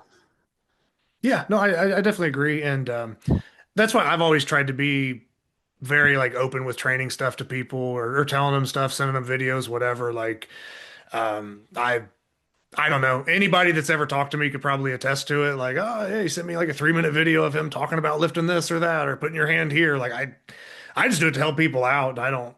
I've never really viewed it as like, I don't know, an advantage or disadvantage I had if I'm telling people what to, you know what I mean? Like, I might be Yeah. selective on who I give my time to in the sense that like, if I've never had a conversation with somebody and they don't even say hi and they're just like, how do you get good at this? I might not Yeah. answer that person as nicely or quickly as I do the person that's like, hey, I'm really struggling with this. I saw that you mentioned that. Yeah. There's a way that I think general manners and stuff maybe play a role for certain people. But Yeah, that's how I absolutely. am. You know what I mean? There's certain people Yeah. that's like, man, if you don't care about really like talking to me or at least sharing with me what's going on and you're just like gonna expect me to just be your like I don't know how people do AI searches now. It's like if you just want me to be Yeah. like your robot that feeds you information and like I'm probably not going to be as open on that. But if you're like, hey, I'm having trouble with the inch dumbbell, like what do you think about this? And they're sending me stuff that they have done. I'm like, oh well, I see there's effort there and I can see that it like means something. And I've never declined or deleted a message from anybody that's messaged me ever in the sport. Yeah. I have answered it, usually video. I've called people, talked to them for hours and do stuff. And I'm not saying like everybody blow me up right away and have me on a video call now The for like gates 2 are days. open, yeah. No, but yeah, if it's been something that I felt like was meaningful to somebody and I wanted to see them do good or they had the right intentions, I've always answered their questions like very thoroughly, probably almost to my own detriment at times. You know what I mean? Like, I haven't eaten Too in much 4 hours. time on What the it. hell am I doing out here? but uh, but yeah.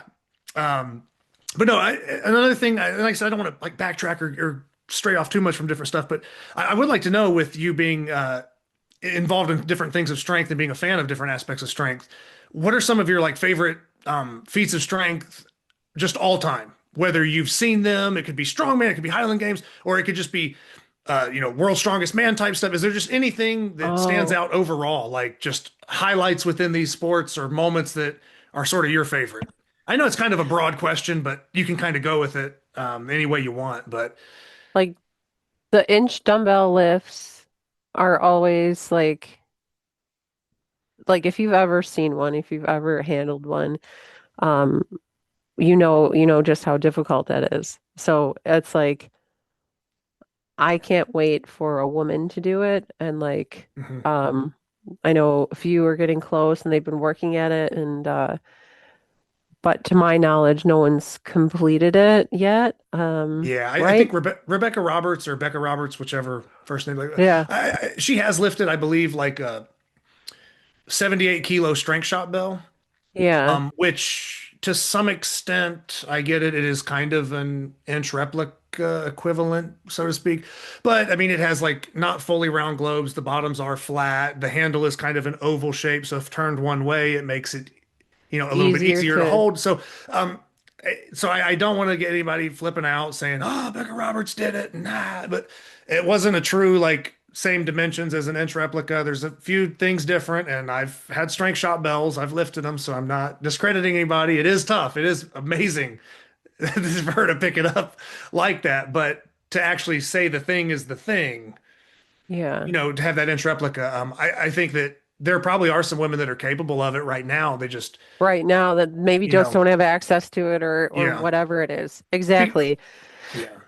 So that's one of my favorites. I love the Hercules hold in strongman events, and I would love to see that at a grip contest There because is I one with it? North there is Americans. North Americans has a really? Hercules hold. Yeah, because Jeff Peterson is running it in Minnesota. And I know we're like jumping in. I want to hear about other lifts that you think are impressive too. But yeah, the GSI North Americans. So Eric Rusain held the last one in Canada 2024. It's going to be in the US this year, June. And Jeff Peterson's doing it. It's actually a 2-day event. And with Jeff having a big strongman background and organizing and doing stuff like that, he knows the grip side too. And he's kind of put together a pretty interesting lineup. I'm trying to think if I just talked about this with somebody not too long ago. I just want to bring the events up because I'm pretty sure. I think it might have been Adam Glass I had on. Okay, so real quick, Saturday's events for that competition, North Americans are 20 millimeter block set grippers, Napalm Nightmare 2x5 pinch, Little Bighorn, and a blob medley. And then the Sunday events are max axle, odd object loading medley, inch dumbbell farmer walks, and Hercules hold. So, and Oh that wow. and day two is at like the nobody quote me on what the room is called, but it's like at the Great Mall of America there in Minnesota. So Oh it's cool. actually like a pretty populated, like pretty good stage, pretty good like exposure and venue for something Oh, like that. that's So so cool. Jeff's putting in a lot of work for it, and I yeah, I'm glad that Jeff got the nod to put that competition together, and he really has been trying Dang. to get a lot of people recruited for it. So, yeah, it's just something that if anybody's interested, or if they qualify, blah blah blah, whatever.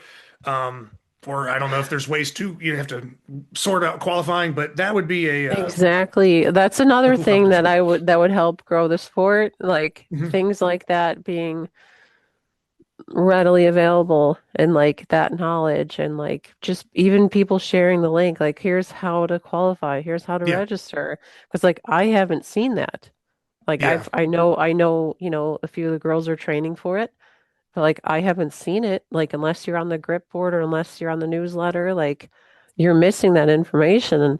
And obviously Jed does a great job with the newsletter, but I'm not clicking every single time I get one. I'm not scrolling through to read all of them. So yes, that's my bad, but like unless you have the time to do it and you're on top of it and you have a crew of people, like, group chats go so far and the forums go so far, but getting that outside of those small places Mhm. would do a lot because I didn't even I didn't know. I would have loved to, but now, not to say that it's too late, but it might be for me to start training for some of those things with access and things of that nature. But that sounds like an amazing competition. And like that's also like a Like little that. diabolical going from an inch farmer's walk to a Hercules hold, but Well, it is that's the wild point. because, like, I mean, in general, like, if we just broke it down, and then, like I said, I just know this is planned. I'm just going on the fly here, but like 20 millimeter block set grippers, Napalm Nightmare Pinch, Little Bighorn, and Blob Medley, that would generally be like a competition. You know what I mean? North Yeah, Americans, bigger, better, whatever, having that day two, but like, not only is day two wild, it's the day two. You've already done a competition essentially the day before compared to normal standards. yeah. And to hit a max axle, odd object loading medley, inch farmer walk, and a Hercules hold is pretty wild. But I'm the type of person when I see some crazy stuff or see something that I like it, that It gets me excites pumped you, up. You know yeah. what I mean? Like So who's gonna recover fast enough in a night's sleep to yeah, to pull off huge numbers again and then that becomes like, okay, that's a strategy we're thinking about. Like, okay, instead of volume, I need to work on just like fatigue and time under tension and okay, maybe that's gonna switch how my whole training mindset up. And so that's interesting. That becomes like, okay. I would love to pick somebody's brain about how they went into it, especially if they were successful both days and there was no drop off. Like, how the hell did you do that? Like, what Epsom salts are you using at night to recover? But um, that is wild, and that's absolutely like just from a promoter standpoint, that is pretty brutal on the athletes, but a lot of fun for the viewers, I'm sure. well, and I also think that if it was like a regional competition, it would probably be overkill, you know. Yeah, But but when you're this is North considering that America's. Yeah, people that have, qualified or they've already established that they're at a certain level, so you know what I mean. There is almost like a bar set to where it's like it's not just a like so and so's first comp down the street. They just wander in. It's like oh no, like everybody here's already been competing. Like it's yeah, this is what it is. So people almost have to be that good or at that level, or else it's just hey, we'll do other competitions and build up to it. But it's not like yeah.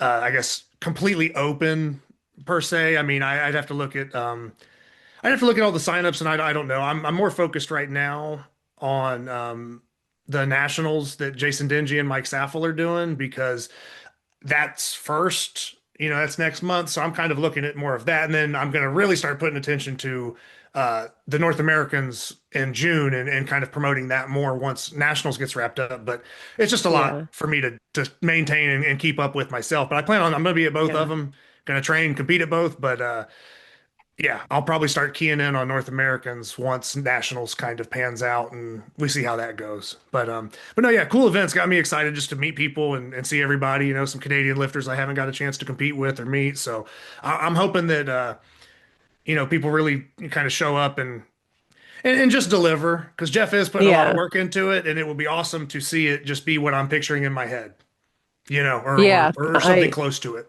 So yeah. I look forward to seeing all the like footage and videos and stuff from it because like that's a lot. I remember Eric's contest and like just the medley around the floor setup. Like when people were like showing those videos, I'm like, that looks chaotic but so much fun because and that was 2 days and he put a lot of effort into it. Oh yeah. And Like that's That's the biggest thing. Like you want to feel the promoter's passion for the sport. You want to feel their love back into it because it makes you more excited to be there. And that's half the battle too. Getting more people jazzed about what you are. Um, so hats off to those guys. That's awesome. And then Haley, anything that you, I mean, it could be like a random topic question, anything in grip. I don't know, just something that maybe we didn't cover. I'm kind of just freestyling, you know what I mean, at this point. We kind of covered a lot of background, or if there's anything else you wanted to get into, but it's kind of totally up to you on that. I don't know if there's anything that maybe we didn't get to, didn't cover, or um, I No, don't know. like not really. I mean, like like you said, I do have my own not talk show, but my own podcast where Yeah, there's at least several episodes of me yapping about similar topics with other people. But um, to keep a positive spin on my interview here, like I don't want to bash anybody, but I do want to make a point of saying like when we've spoken off the air and we've talked personally, like when people hmm, have used fake weights or if they've used a way to aid their lifts or help or mislead people, like that is something that generally does irritate me. That's one of those things where like you do have to pick your battles like, oh, I'm not gonna go on yeah, their post and be like, no, you didn't. Like, um, that's a lie or that's not the way it went. I was there. But it does hurt the sport and it does hurt the people that have hit those numbers. And I would just encourage anyone that does listen to your podcast, my episode, to just to not because like if you hit a goal and you're excited about a number and then somebody is pretending or portraying that they also did or that they did better somehow, but you were there, like it takes the shine away from somebody's accomplishment and to just don't be that person. You can be proud of your accomplishments, but just be honest about them. Just it is what it is. This is yeah, my personal best, and it doesn't have to be a world best. Um, it doesn't have to be anything but your own success. And the people that love you will get excited for you for that. Like there's no number that you need to pull out of thin air to be more impressive than what it was. Like people yeah. that know the sport know it's impressive. So just be okay with that. And I would encourage more people to have a little bit more transparency with that. Because like, it is frustrating to see because it's like, I can count. I know what that weighs. Like, but but not, not everybody else does. And Yeah. that is one thing like I was like, should I talk about it? Like, should I address it? The few conversations I've had with people in the last week, I'm like, no, like, don't be, don't be pissy. Like, it's none of your business. But it is also something like I just wanted to put it out there. Like, there's nothing wrong with being okay with what you did. And just let the people that have gotten it have that success, have those numbers, and it doesn't take away from you. Um, but that was something that I found irritating recently, and I was just like, who can relate? I know Zach Yeah. can relate. And Oh, I can a little bit. yeah. I've been part of some grip forensics teams and Yeah, yeah. And I done know some like research, but and I've been yeah. on the grip board too where people have been like, "Oh, that's like and grippers wise, I have Oh gosh. the knowledge of, my captains of crush ones, my 1.5 that I've done and like that's it. I was like, I got that. And I'm like, I'm good. Like I don't like them. I'm not going to keep pushing, but I will if it's going to be in a contest, and I know that they're heavily favored in GSI. So Yeah, it's kind of one of the true, I mean, one of the original kind of events. yeah, I feel like for a while it kind of not honestly disappeared, but you weren't seeing it as often. And then yeah, I don't know. A lot of this stuff kind of comes and goes in waves. Like there's also a yeah, time where like I didn't feel like there was a lot of axles being contested, and then like it might have been last year, maybe the year before, where it was like, God, I hit a stretch where I'm like, I want to do all these competitions, but every damn one of them has a max axle in it. And I'm not doing that every other month. Like, Yeah. I just don't want to, So, Yeah, it's a um, lot. Yeah. so like the axle made a big comeback one year, and I'm like, God, everybody has an axle, in their competition. Like, I don't mind the event, but not 7 times in one year.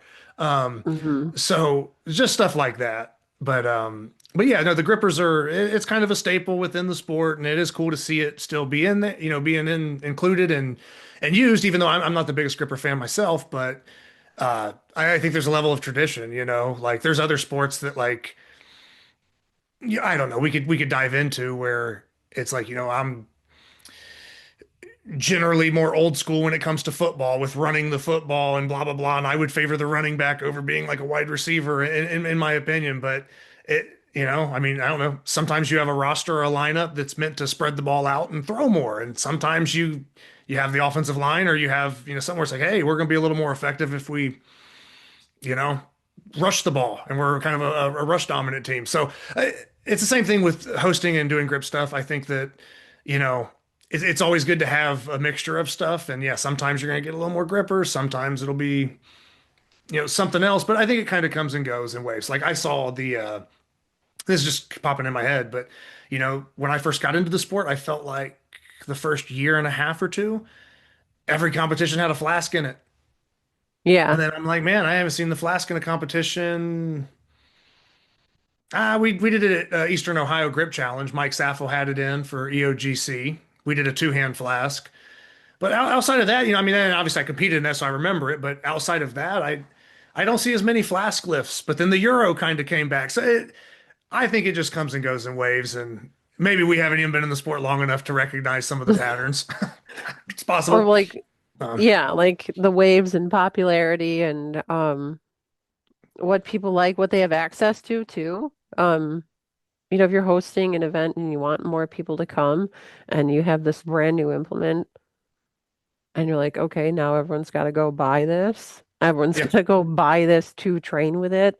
That increases, the cost and the investment into running that contest. So you have stuff that most people have access to if they're involved with grip, like some sort of sax bar, some sort of axle. Okay, those are two right there. So I get why they're popular. The vertical lifts, okay, everyone has a loading pin and can easily access the attachments because they're much cheaper than buying like a whole barbell or Mhm. anvil or something like that. So that makes sense. And the odd object medley, like I can't wait to see what the hell those are because it could be anything. It could literally be anything. And Yeah. how do you get better at grip? Like grip things. It's like Be ready for anything. everything. You can be Pick up ready for everything. everything. Yeah. Put your hand around something. Can you hold it? No. How long can you hold it? Like it's just Yeah. um so that'll be exciting and it'll keep growing and keep evolving because of what it is. Like somebody's going to keep coming up with a different shape or a different way to do things. So that's exciting. Like strongman and grip are kind of the only two strength sports like that. There's a lot of freedom.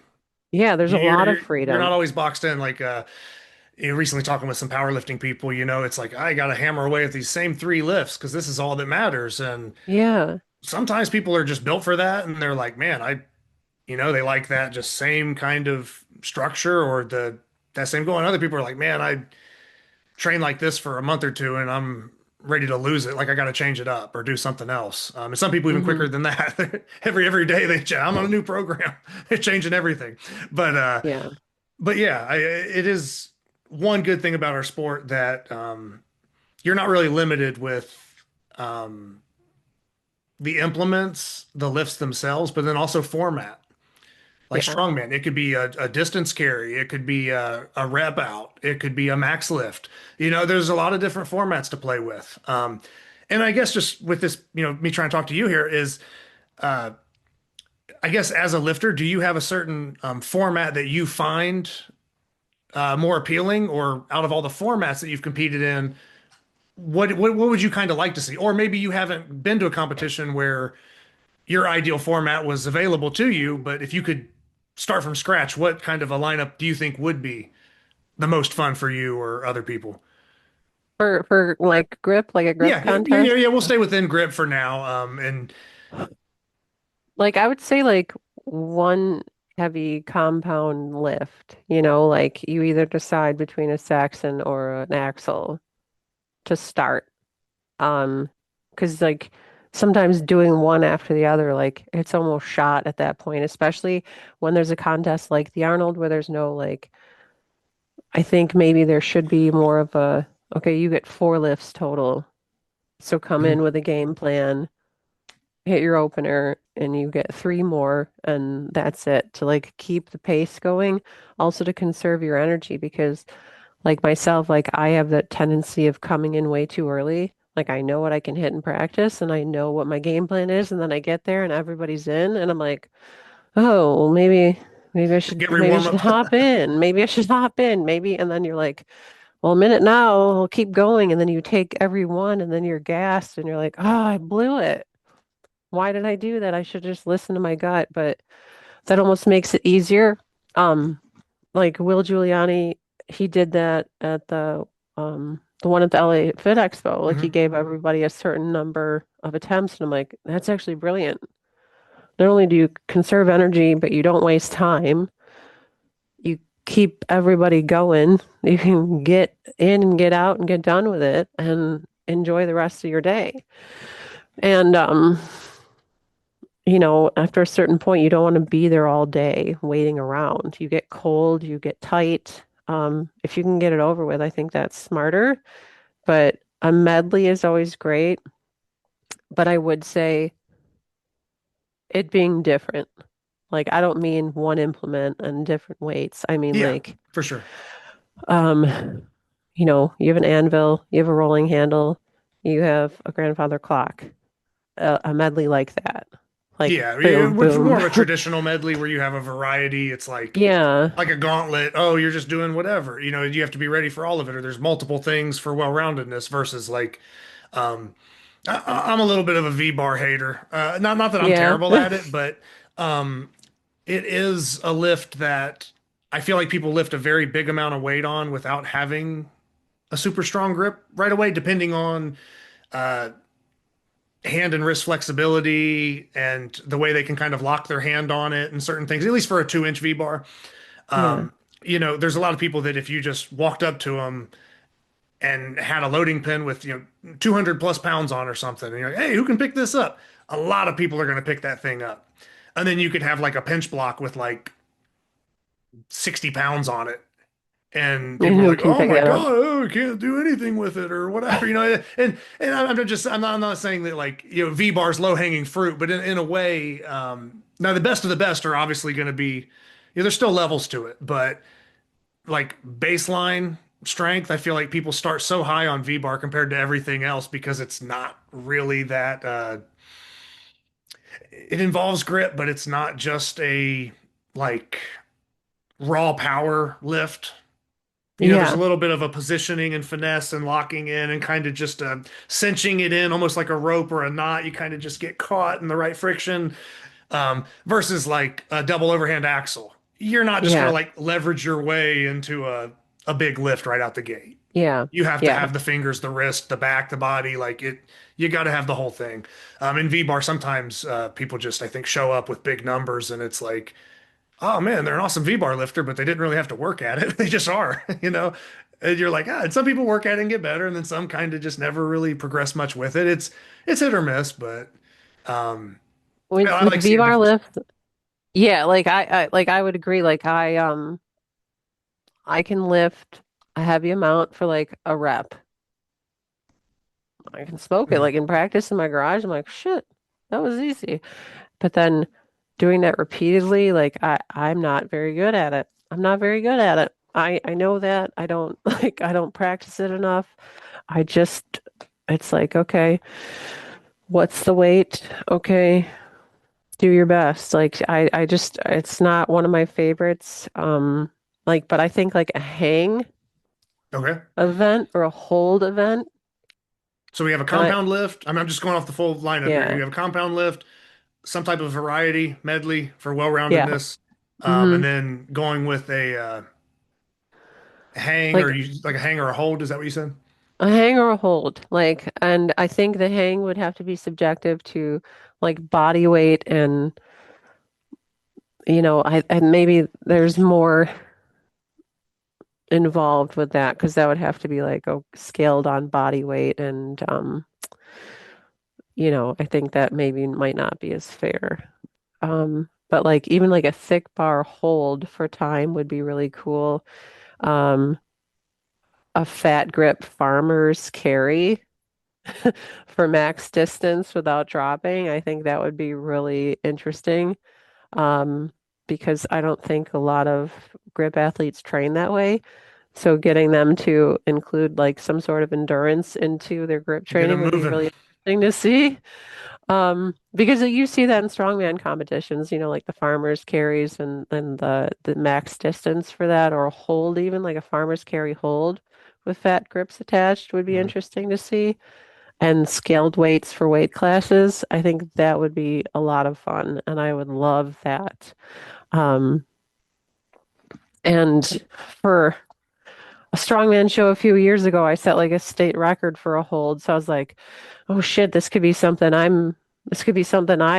excel at and could do. And then, I got more involved in grip and was like, we should incorporate that into more grip contests or because that seems huge and just holds like the blobs, even like the odd object ones. There's like a strongman guy I know, he trains his grip by like holding 16-pound shot puts in his hands. Mhm. And he'll just like hold them, just holds them. Like he'll be sitting watching TV and he'll just hold them to his sides. And like that's how he trains his grip. And I know like a lot of people do the grapito or the rice buckets, the grade 8 bags. Like, there's so many things you can do while you're just sitting there. But when you start picking people's brains, you find out that everybody does it a little differently or they don't. And some of the best people I know only train grip like once or twice a week. So Yeah. it really depends what works for you. Um, how fast you recover. Like I don't recover that fast from training grip. I wish I could. Like I wish I could do more of it in a week, but I'm only a once or twice kind of girl myself. So Do you feel like there's a certain like discipline of grip? So maybe pinch or thick bar. Is there one that you feels like you're really conditioned for and it like feels easier, quicker to warm up or it's easier to do it if for endurance? And then do you feel like there's another one? Like just an example for me with thick bar, I feel like it's very easy for me to warm up or almost minimal warm up. And then for pinch, I feel like I really have to take my time and build up to like yes, get firing. I I would mean, do you agree. have anything similar? Okay. I wasn't sure, but I was going to ask you that. I would absolutely agree. Um, in fact, if you were to ask me, 2 months ago, like what I like better, I would have told you axle bar every day of the week. Just because like on a deadlift day, I'll start with a normal barbell and I'll just do double overhand. And then I'm like, okay, I'm warm. My lower back's warm. I'm going to move over here. I'm going to do my axle. I'm going to set it up. I already know that I can put a 45 on each side and do some curls. Okay, let's add some weight. I know I can add another 45. Okay, these are easy. Now then, like, let's start building and doing my actual workout. And it's much more easy for me to just do that and stay in it than like Saxon will be extremely frustrated. Like I'll pick it up and like I live in Buffalo and my garage is very cold and that's where I train grip. And I just training it cold, like you need so much more extra time. And I have like Yeah. the space heaters. I'm in my sweatpants. You have gloves in between, and I just need so much extra time and I get frustrated. Like some of my even first attempts will feel so shitty and I will barely get it off the ground. I'm like, what is wrong with me? This is a lightweight. And Yeah. then I'll keep going. And the heavier it gets, the easier it gets. And it doesn't make any kind of sense, but it's just because I'm warm enough now, I'm conditioned enough now, and it definitely takes me extra time. Pinch has never been something that's come naturally to me. It's something that I had to put a lot of extra work in. And I'm happy to say I hit my goal this year at the Arnold, but it's it's not something that ever came easy to me. It still doesn't. Okay, what number did you end up hitting this year? 75 kilos for Okay. the 3x4. I'm trying to think. Um, And 70 kilos is 154 pounds. Oh God. You said 75? yeah, I'm trying to do the math in my head. I'm not I'm not great at it, yeah. but Um, I'm always talking in pounds half the time here. yeah, but me and Ebony, like we were the last two standing at Okay. 75, and like we both were just like, we're gonna stop.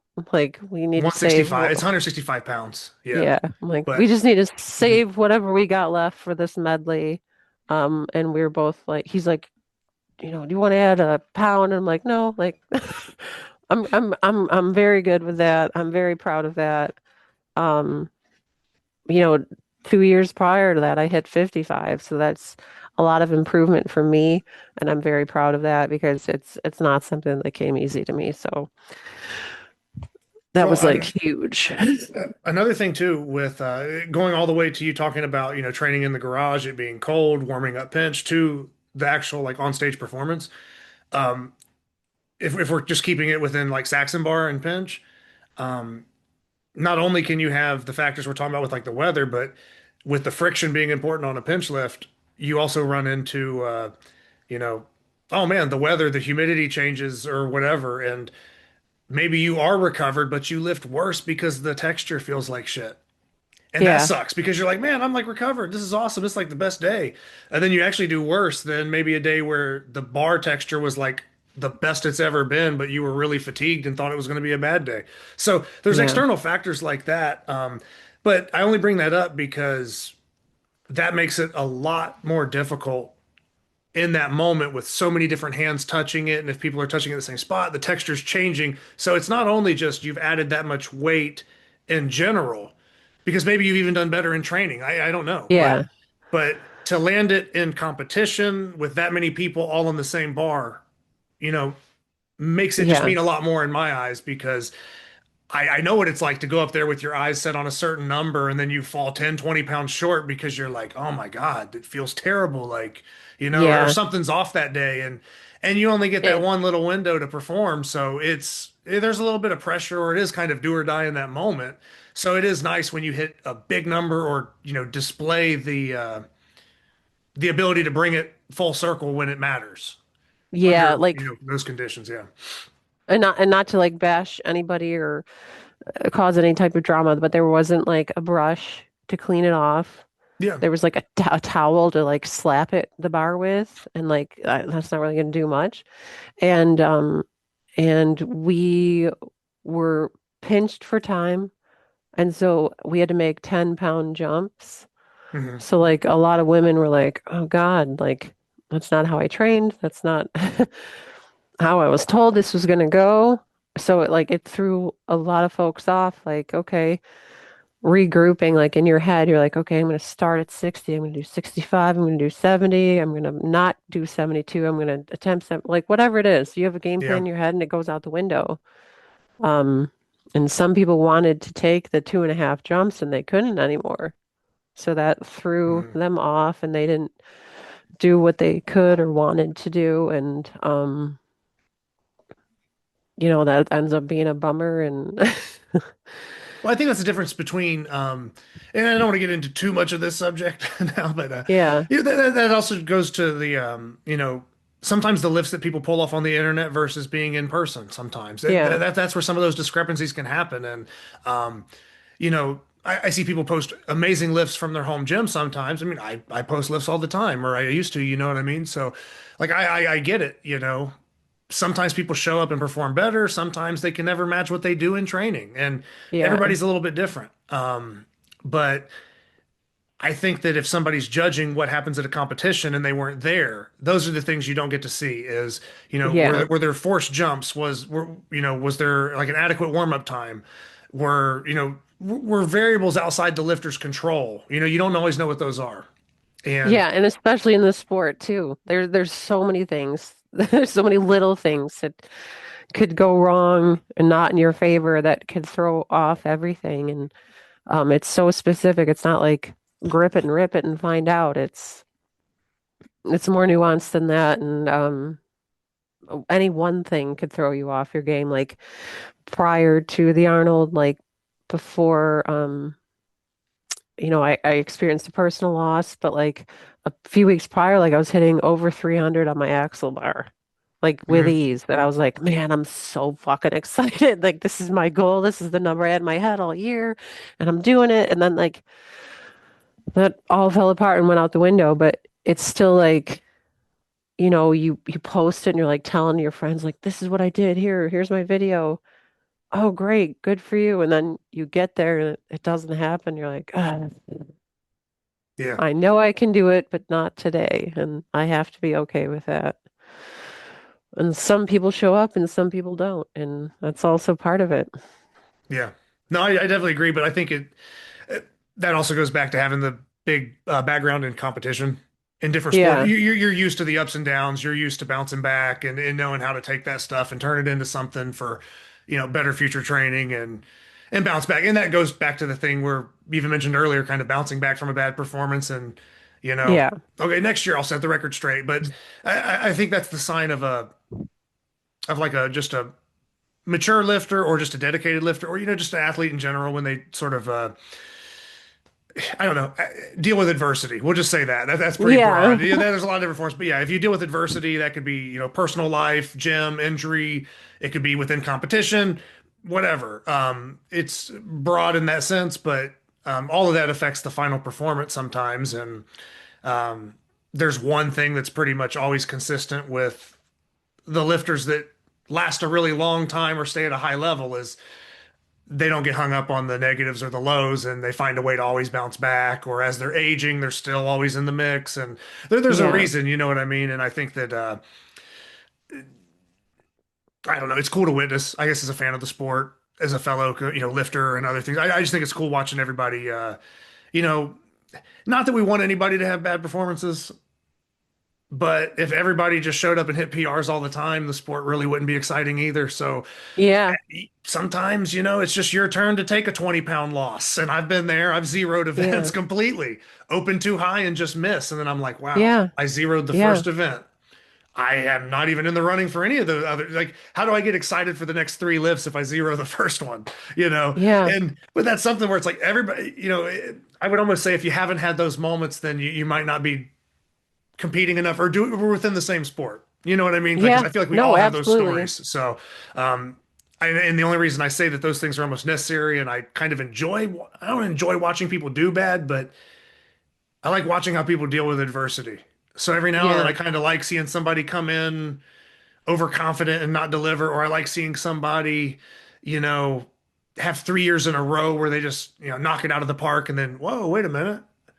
What was off this year? You might not know why, but something's Yeah. happening and you're like, okay, didn't see that coming, because we never know. That's why we all got to show up and lift, is because you never know how you can't predict the future. So, um, Yeah. so I don't know. Like I said, it's just exciting to hear you overcoming a lot of stuff, lifting through different situations, and then getting to hear more context behind some of the stuff, Yeah. versus always just assuming, well, everybody's always at their best and they feel great, because that's not anybody's story usually. Exactly. And like anytime anyone's sharing anything, on a social media platform, it's always a highlight reel. It's always when you're feeling great or you wouldn't be sharing it. Like Yeah. the people that film themselves like crying and I don't understand that, like they're setting up a camera to get out of bed in the morning and like all that weird stuff. You're like, all right, this is a little too much. Like, yes, of course I'm going to show you a squat I felt great about last week, but like I'm not going to tell you all about the terrible stuff. Like that's, no one shares that, so no one knows what anyone's battling on a daily basis or what they're bringing into that contest. But you Mhm. do, I mean, what's like you said, you're a fan of the sport. If somebody can bounce back from a shitty performance, amazing. Then they're going to come back even better, and they're a better person for it. But if they take a shitty performance and they're like, "That's it, I'm done," then you're Yep. like, "Okay, now I know a little bit more about you as a person, like Mhm. in general." Okay, when things get tough, you're a cut and run. You're not a let's regroup and figure this out and come back better. Um, So I think that's huge too, and that speaks volumes to somebody's character and how they approach things. And I love to see that too. And there were plenty of girls I missed this year, and there were plenty of girls that I'd met for the first time this year.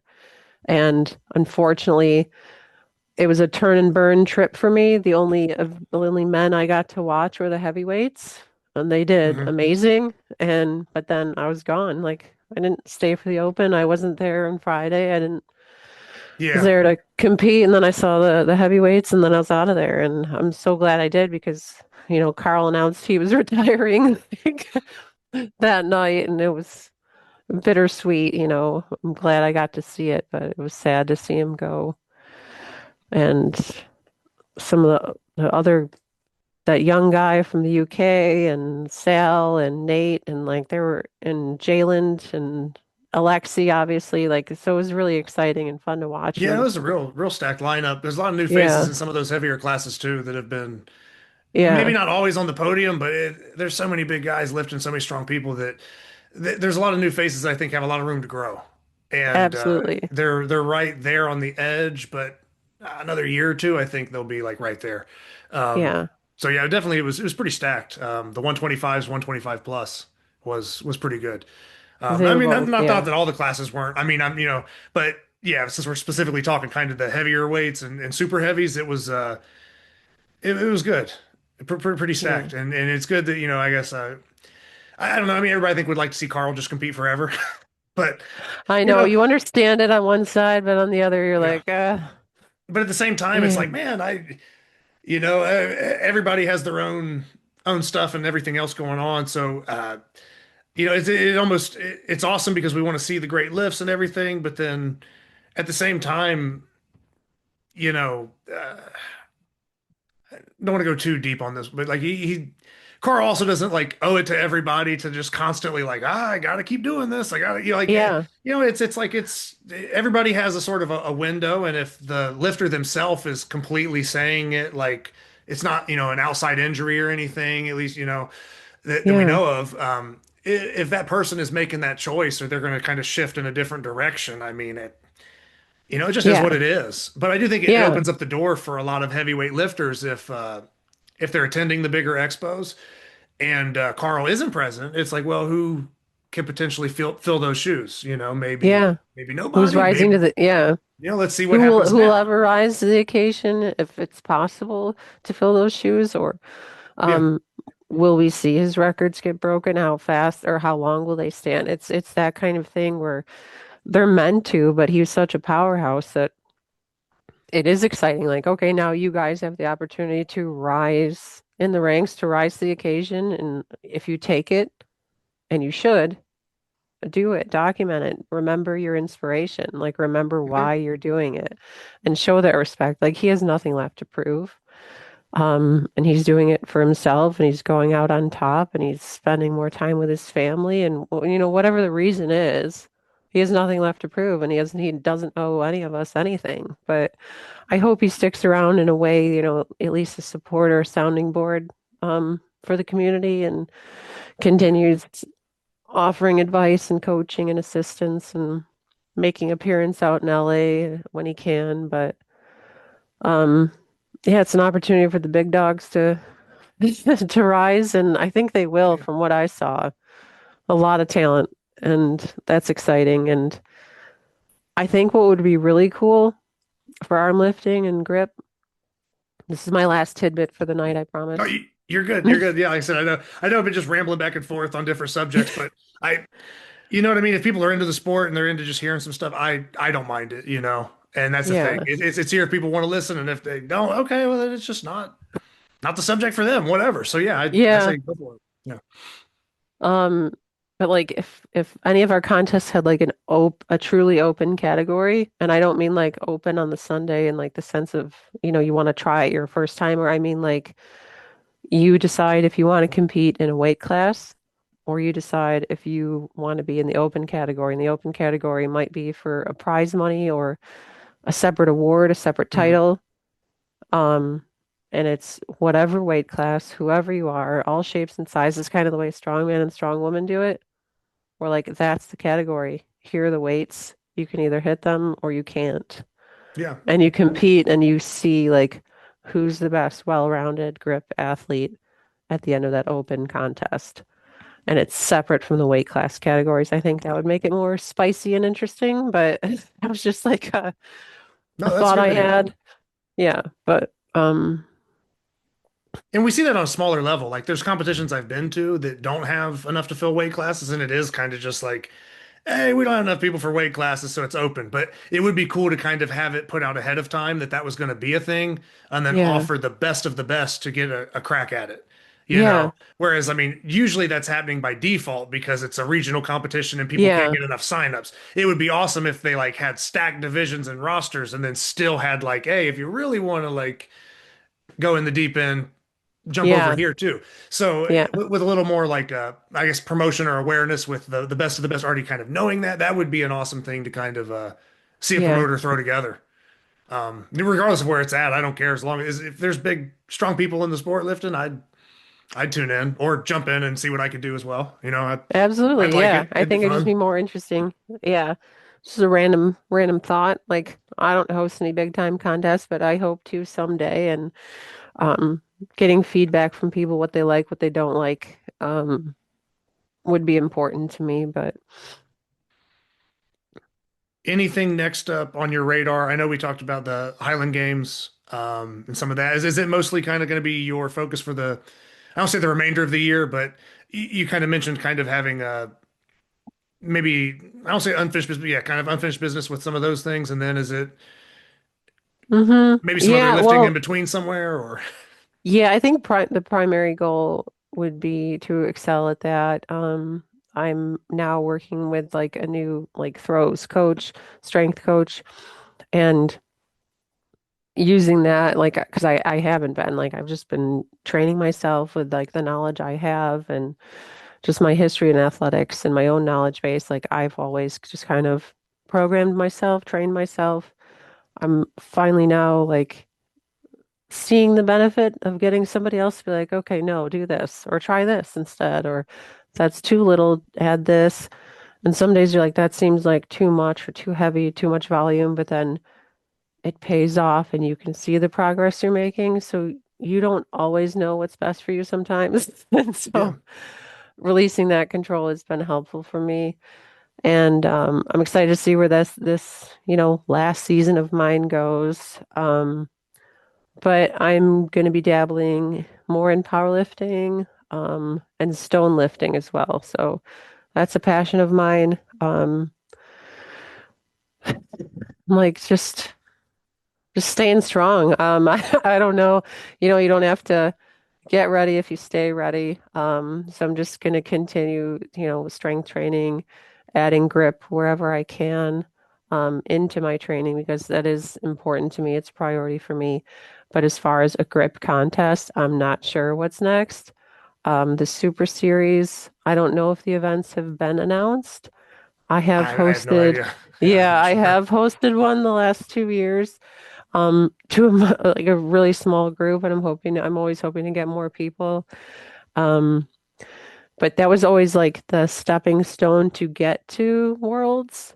And now that Yeah. that's not really a prerequisite, it almost seems like, do I Yeah. I think need two? Do I only need to do one? Like, will he use my older scores to just allow me to come back in? I'm not sure how that looks. So I'd like to say you'll see me competing in that, but I'm not sure. But definitely I will be doing King Kong, either hosting one or finding somewhere within 5 to 6 hours to drive to because I really want to be a part of that. So if you don't, we're gonna get Captain Canada after you. No, I'm just joking. where are you in Ohio? Are you? I'm almost I'm on the western side, closer to almost Oh, Indiana. oh, Um, okay. So you're like 8-ish, 9-ish hours from me. uh, Okay. Jason Dingy and Mike Saffel would be closer to basically I Me. said we're both basically like right off I-70. So like I'm all the way west towards Indiana, and they're almost like right next to West Virginia, Pennsylvania, almost. So Okay. they're on the opposite side, but like So they'd be opposite sides of closest to Ohio. me. Okay. Yeah, probably. Yeah, I would say. Yeah. Well, But yeah. Might befriend those guys a little more just to weasel my way in there. I think they might be closer than Alex is in Sleepy Hollow, but um, Ontario, I'm not really familiar with. Like I know, at least Eric in Ottawa, but that's kind of a hike for me. So maybe Ohio is is my closest, unless I do one myself. So, but I definitely want to be involved. I There's still have plenty of time major, too. I mean, yeah, I have October, a lot. later October, it is still time. Yeah. So, And I think the Olympia, if I choose to do that, is in September, I heard this year. So that won't impact the October, like, oh, I got to train for one and not the other. I'll be able to do both. So that's also enticing to commit to it this year. But yeah, no real plan for me. I'm kind of flying by the seat of my pants, just staying strong and jumping at opportunities when they come. to kind of get ready to wrap up, I just want to make sure that like if you have obviously maybe like I don't know Instagram, YouTube. You mentioned a gift to grab, like just places where people could find you, contact you if they had any questions or you know whatever it may be. Yeah, Just find some of your I'm lifts, not check out your progress, whatever it may be. Yeah, just I'm not active on too much these days, to be honest with you. I am on Instagram, Haley underscore SG, or Will and I both answer and respond to the gift of grab. That's our podcast on Instagram. I'm not on TikTok. I'm not on Facebook, unfortunately. I'm pretty limited with that stuff, but I am active on Instagram. I'm always answering messages. If you have questions that I can answer, I would love to. If not, I will point you to the experts that I know that I get the information mhm. from. But um, you know, much to, I guess, my appearance is intimidating to a lot of people. Like when they meet me in person, when they see me in person, they don't really want to approach me, but I promise you I am very friendly. I'm I'm welcoming. I'm just very tall and I guess that scares people, but I promise I'm nice. uh, and then like I said, we covered future stuff. Where to contact you? Anything else you'd just like to close with? I guess just kind of No, last second thing, and then we can just wrap up. Then be I'm done for I'm now. glad I'm glad you're back. I'm glad you're back on Instagram and you've been recording more episodes for us.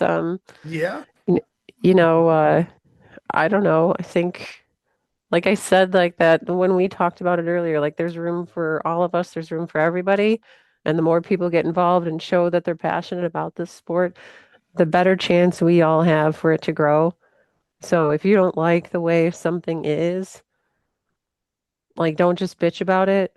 Take that opportunity to make something of your own, to host something of your own, or to participate or offer your assistance in somebody else doing it. So you can't just sit behind a computer and chat to your buddies and bitch the whole time. Like sometimes you do gotta get involved. And I think that's crucial to the success of this sport and getting more people involved. And I think we all can do a better job at that. So that's that's all for me. Thank you for having me. Oh no, no problem. Like I said, and that's better than I can close it out with. So, yep, just follow that advice. But no, thanks again for doing the show, and yeah, we look Yeah, forward to seeing you know future stuff from you, whatever it is, whether it be episodes on your show or as an athlete competing. So, thank thanks you. again. Thank you for having me.